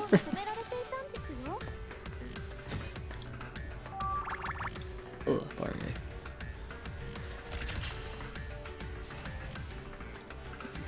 We're about near 11. I think either this or the next one might be like the last shot at this, and then I'll just continue it myself on my days off to try and like get OTS 14. If I have a problem with Girls Frontline, that the problem in one sense is like at least so far event exclusive guns are exclusive to their fucking events, which makes sense for crossover stuff that might not be able to get reruns because of licensing. But wholly original guns, there's one called AUG AUG, and the AUG rifle that was released in an event that was like last year, but she A looks really good, is apparently B like really fucking powerful, but I can't get her because she's event exclusive. And I have like there is a gacha in this game, I'll show you in a sec to explain it, but it's for costumes and like little furniture items for like the dormitory system thing. And while I was running that to try and get beds, just because I felt guilty about my guns sleeping on cardboard boxes, I should mention, didn't spend any money either, because like the game is kind of just when I joined during like an anniversary event, the game just buried me in tokens for the gacha, so it was just like, yeah, sure.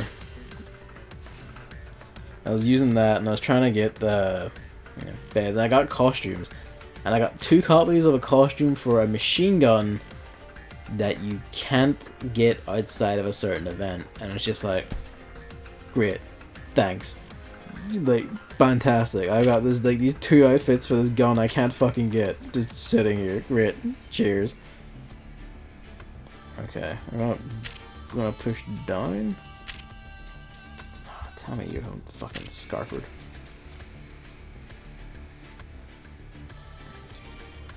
Not yet, man. That's great. Yeah, no, it is. It's just like, why'd you fucking do that to me?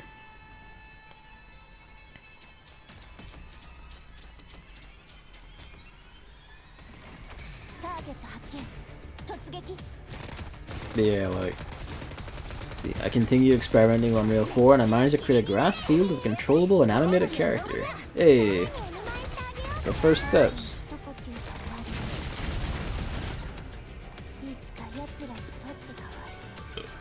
I guess, like, how hard was it? Like how did you find it? Like, what is Unreal Engine 4 like particularly? I guess, you know, like, is it something? I'm still not sure if Unreal 4 is the best engine for making a top-down 2D game. I don't think it would be. Like, Unreal 4 seems like something like really pushed for 3D only. So I feel like you'd need an engine like Unity or RPG Maker for that sort of thing. Is there any like really like 2D focused engine apart from those two? Like, you know, in active use, I mean. The shotgun's just standing there in like a hail of machine gun fire, just not giving a fuck. Just standing there, just taking it. I don't know. Oh, pardon me. It's a ruinous night. I mean, at least I made progress in this. That's the important part. This mission is a bit of a roadblock. To be fair, like... Nope. No, yeah, she's just not on this side of the map. Fuck it, then.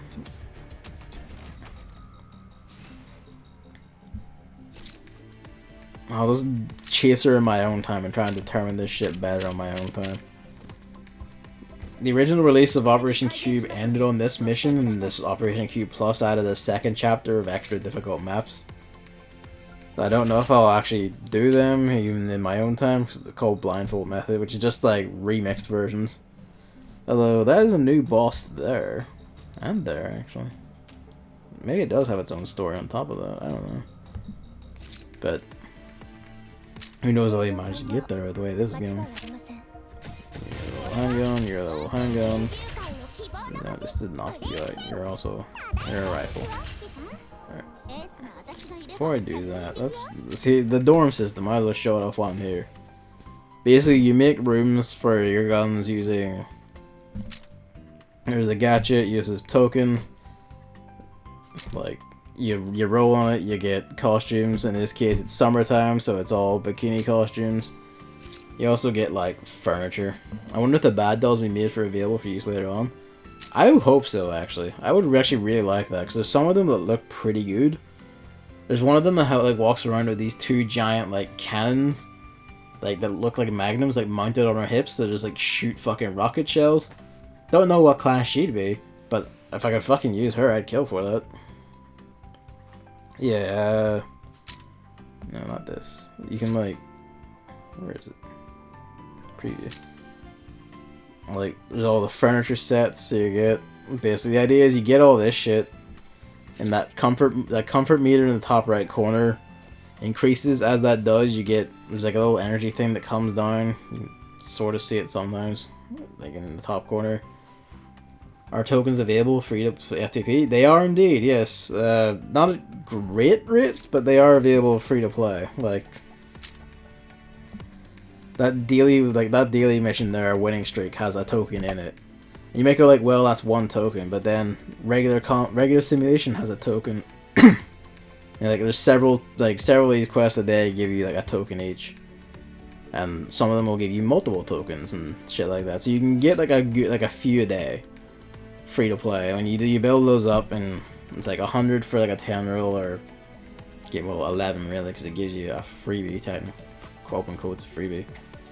But you can buy tokens, but like, I don't know, like it's usually the thing of like, of these guns here, I have her in the front, her in the back, and her in the back left. But I don't use her in the back left, and I currently don't use the one in the front, so it's kinda like, why would I bother? I want that shotgun, like the little silver haired girl in the front there, because shotgun, cute. But I don't have her either, so it's kind of like, well, fuck. But yeah, like, basically, like, this whole system is like, comfort creates like batteries used to upgrade shit in here. Here's the shit in here, there's like a whole, the top right corner you can see again, surplus EXP. Every time you fight shit, like a portion of EXP is like diverted, well not diverted, it's like copied over to like this surplus EXP pile. It's like copy, it's basically its own separate EXP gain on top of like your regular one. And when that builds up enough to like, you can like put her at the desk there, you can spam batteries to make combat reports, which, you know, combat reports are basically just like items you can give to dolls to like level them up like immediately. So they're like worth like 3,000 EXP a pop. That's basically it's this whole little like side system of like just creating a big EXP mill to like have items to quickly level new dolls with, essentially, which is nice. And of course, you know, like cute sprites and animations, and you can just do this. Just torment whoever, just for giggles. There's also other shit, like the fairies have their own room, because of course they do. It's a little playset, because the fairies are like, we are real fairies, they're not. That's the explanation anyway, so like, this is made out of fine wires and spray painted plastic film. Can you pet the guns? You can indeed, actually. For instance, I'm going to pet Colt, her on the left here. And they giggle or they say lines.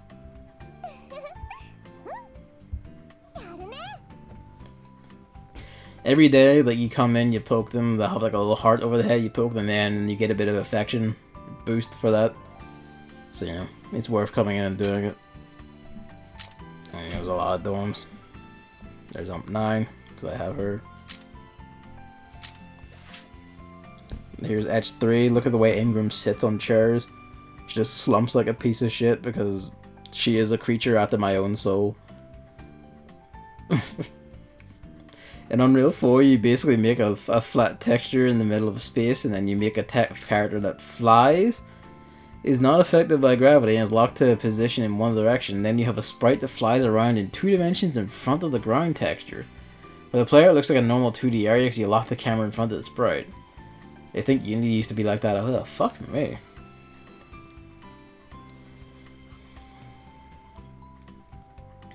I remember the day I was at Desktop Dungeons talking about it on their blog. Okay.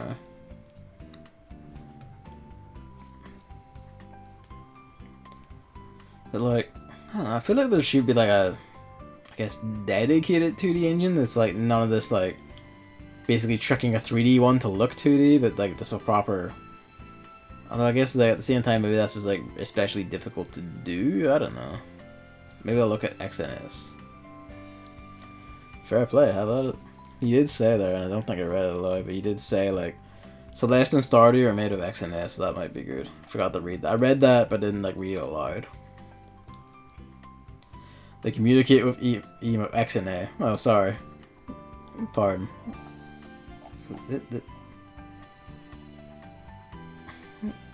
They communicate with emotes in a way we cannot understand. Fear them.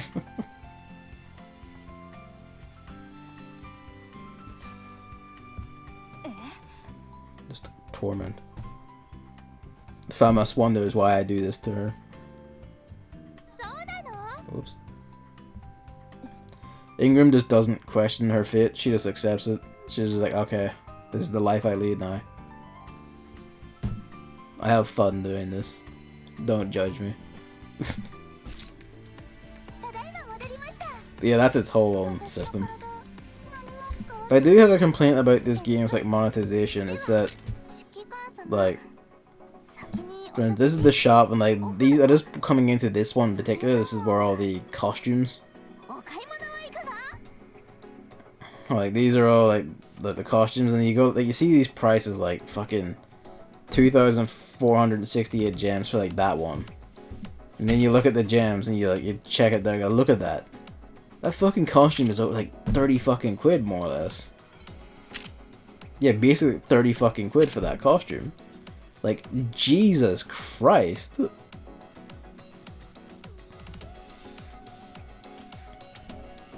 It's just like, I guess like that's like the payoff for like you don't pay for the characters, but like for costumes and shit, you pay fucking tons.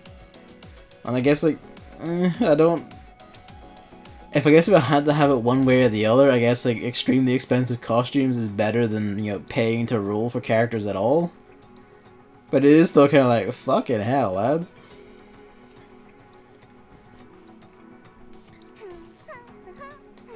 Also, this is Kalina. She's like the secretary gun. She doesn't have a gun of her own. And also, she's a piece of shit who keeps telling you buy shit every time you walk in here. And you do have to walk in here because in the mornings and shit, like every day, she has like little hearts as well. So you have to poke her for affection. And every day she sends you like an email thing in the game's messaging system that will also have like items attached. So that'll be like clumps of resources. I get like stuff like 800 of every resource, or like she'll come and just give like 7 cores or some shit. It's like, holy fuck.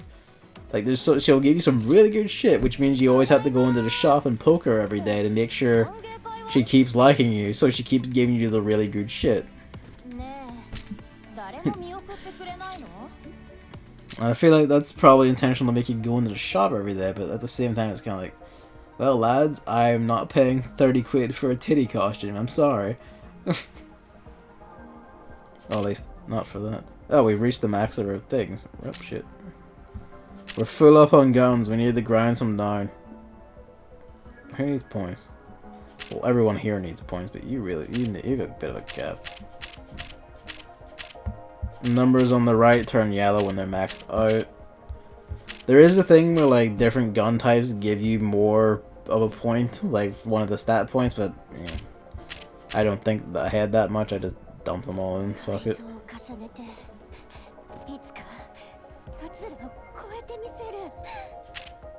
Alright, steady on.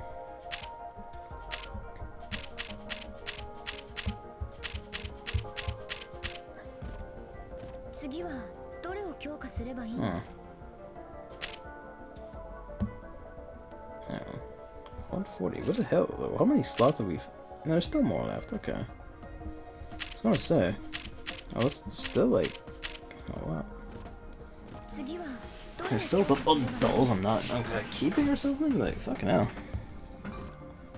Alright, let me check the armor. What we got? We done for like the level 1s, I guess. Pardon me. There's Vector. There's. Okay, well I got 6 MP5s now, so I'm gonna scrap one of her because I don't need that many extra bodies lying around. I got A's Val's, right? I got one of her and kept that. Mosen's got 2 dupes.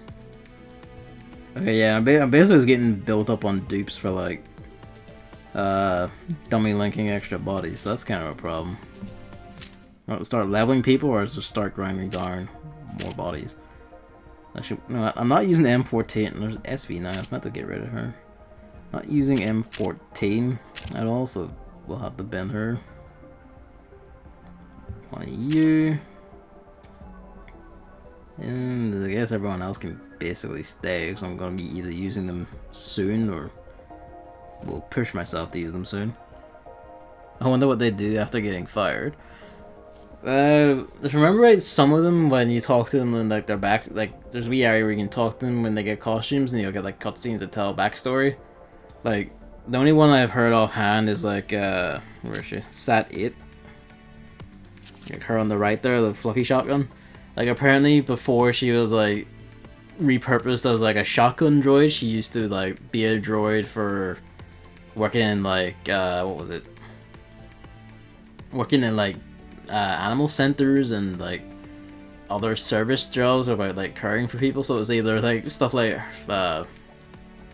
hairdressing salons or like animal centers and shit. So basically, I guess like if you fire them, they just get sent back to do whatever jobs they were made for already, or whatever jobs they were already doing before they got like picked to be gun droids. So I guess a better end. I don't know. I'm full up on cores.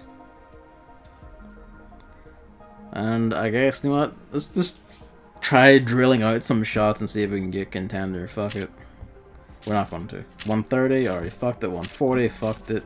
20 minutes, all fucked it. Just collect everyone. Oh hey, micro user.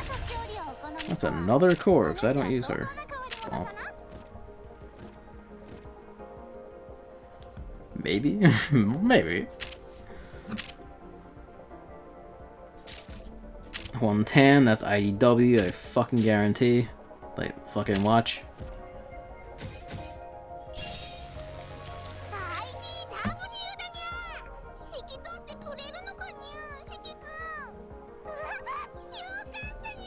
Like clockwork.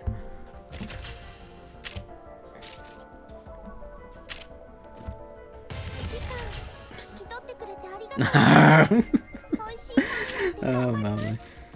50, you're someone good. Mark 23, who's actually a really good handgun. She gives like a fuck ton of accuracy. Her voice makes me sad. You know what the funny thing is? Her voice actress is also used in another game like this, Azure Lane, which is basically like, you know, like anime girls, but for boats, for like military boats and World War II boats and shit.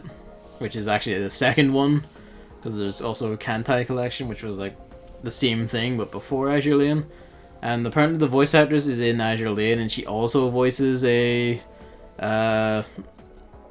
she also voices another like screechy meme ship.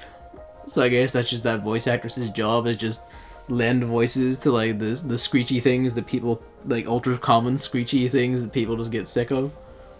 Which is a hell of a pigeonhole to get shoved into.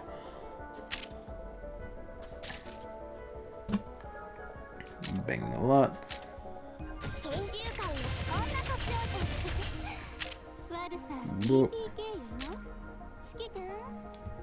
We're not getting Contender today, I can tell you that much.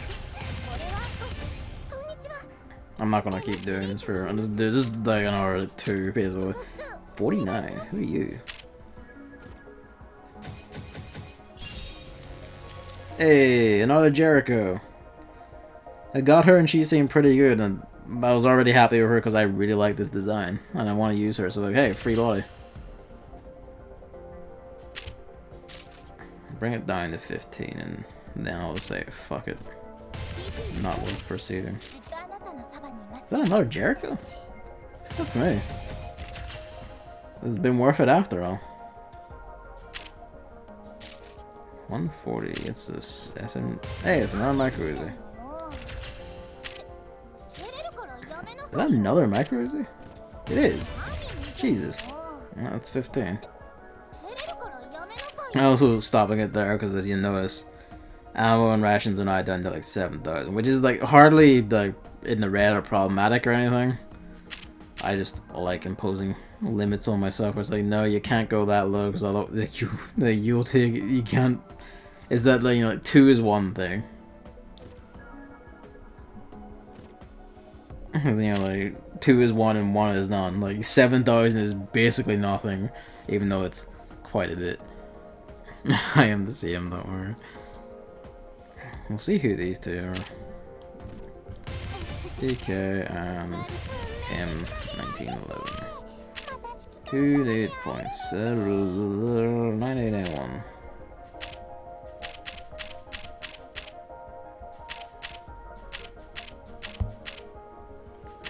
That's the lot. Eat up. Boom. Alright, well. That's Girls Frontline. I'm gonna stop here for the night because it's like 20 past 11 and I have work in the morning. And that was Operation Cube. We actually got like... I was kind of hoping I'd be able to finish at least the first chapter of it, but the final map is a fucking doozy and puts up a fight. And at least in the sense that it fucking... You know... It fucking makes you like chase down a boss that's like a piece of shit to find. But otherwise, went well enough. Hey, I got Vector, which is one of the ones. If you want to do this again sometime, I'd be totes okay with it. Yay! I'm glad. Because it was kind of like, you know, it is like mobile gacha game thing. Was anyone gonna like this? I know I'll just be mean to myself, but that's good. I'm glad it was an enjoyable show at least. I might do it again next Sunday, next weekend, for another shot at Operation Cube after I've like piled resources up again over the week or whatever. Or maybe just doing main story missions or just training units and just chatting shit as I just do all my little maintenance stuff. Just, you know, daily checklist shit and all that. Who knows?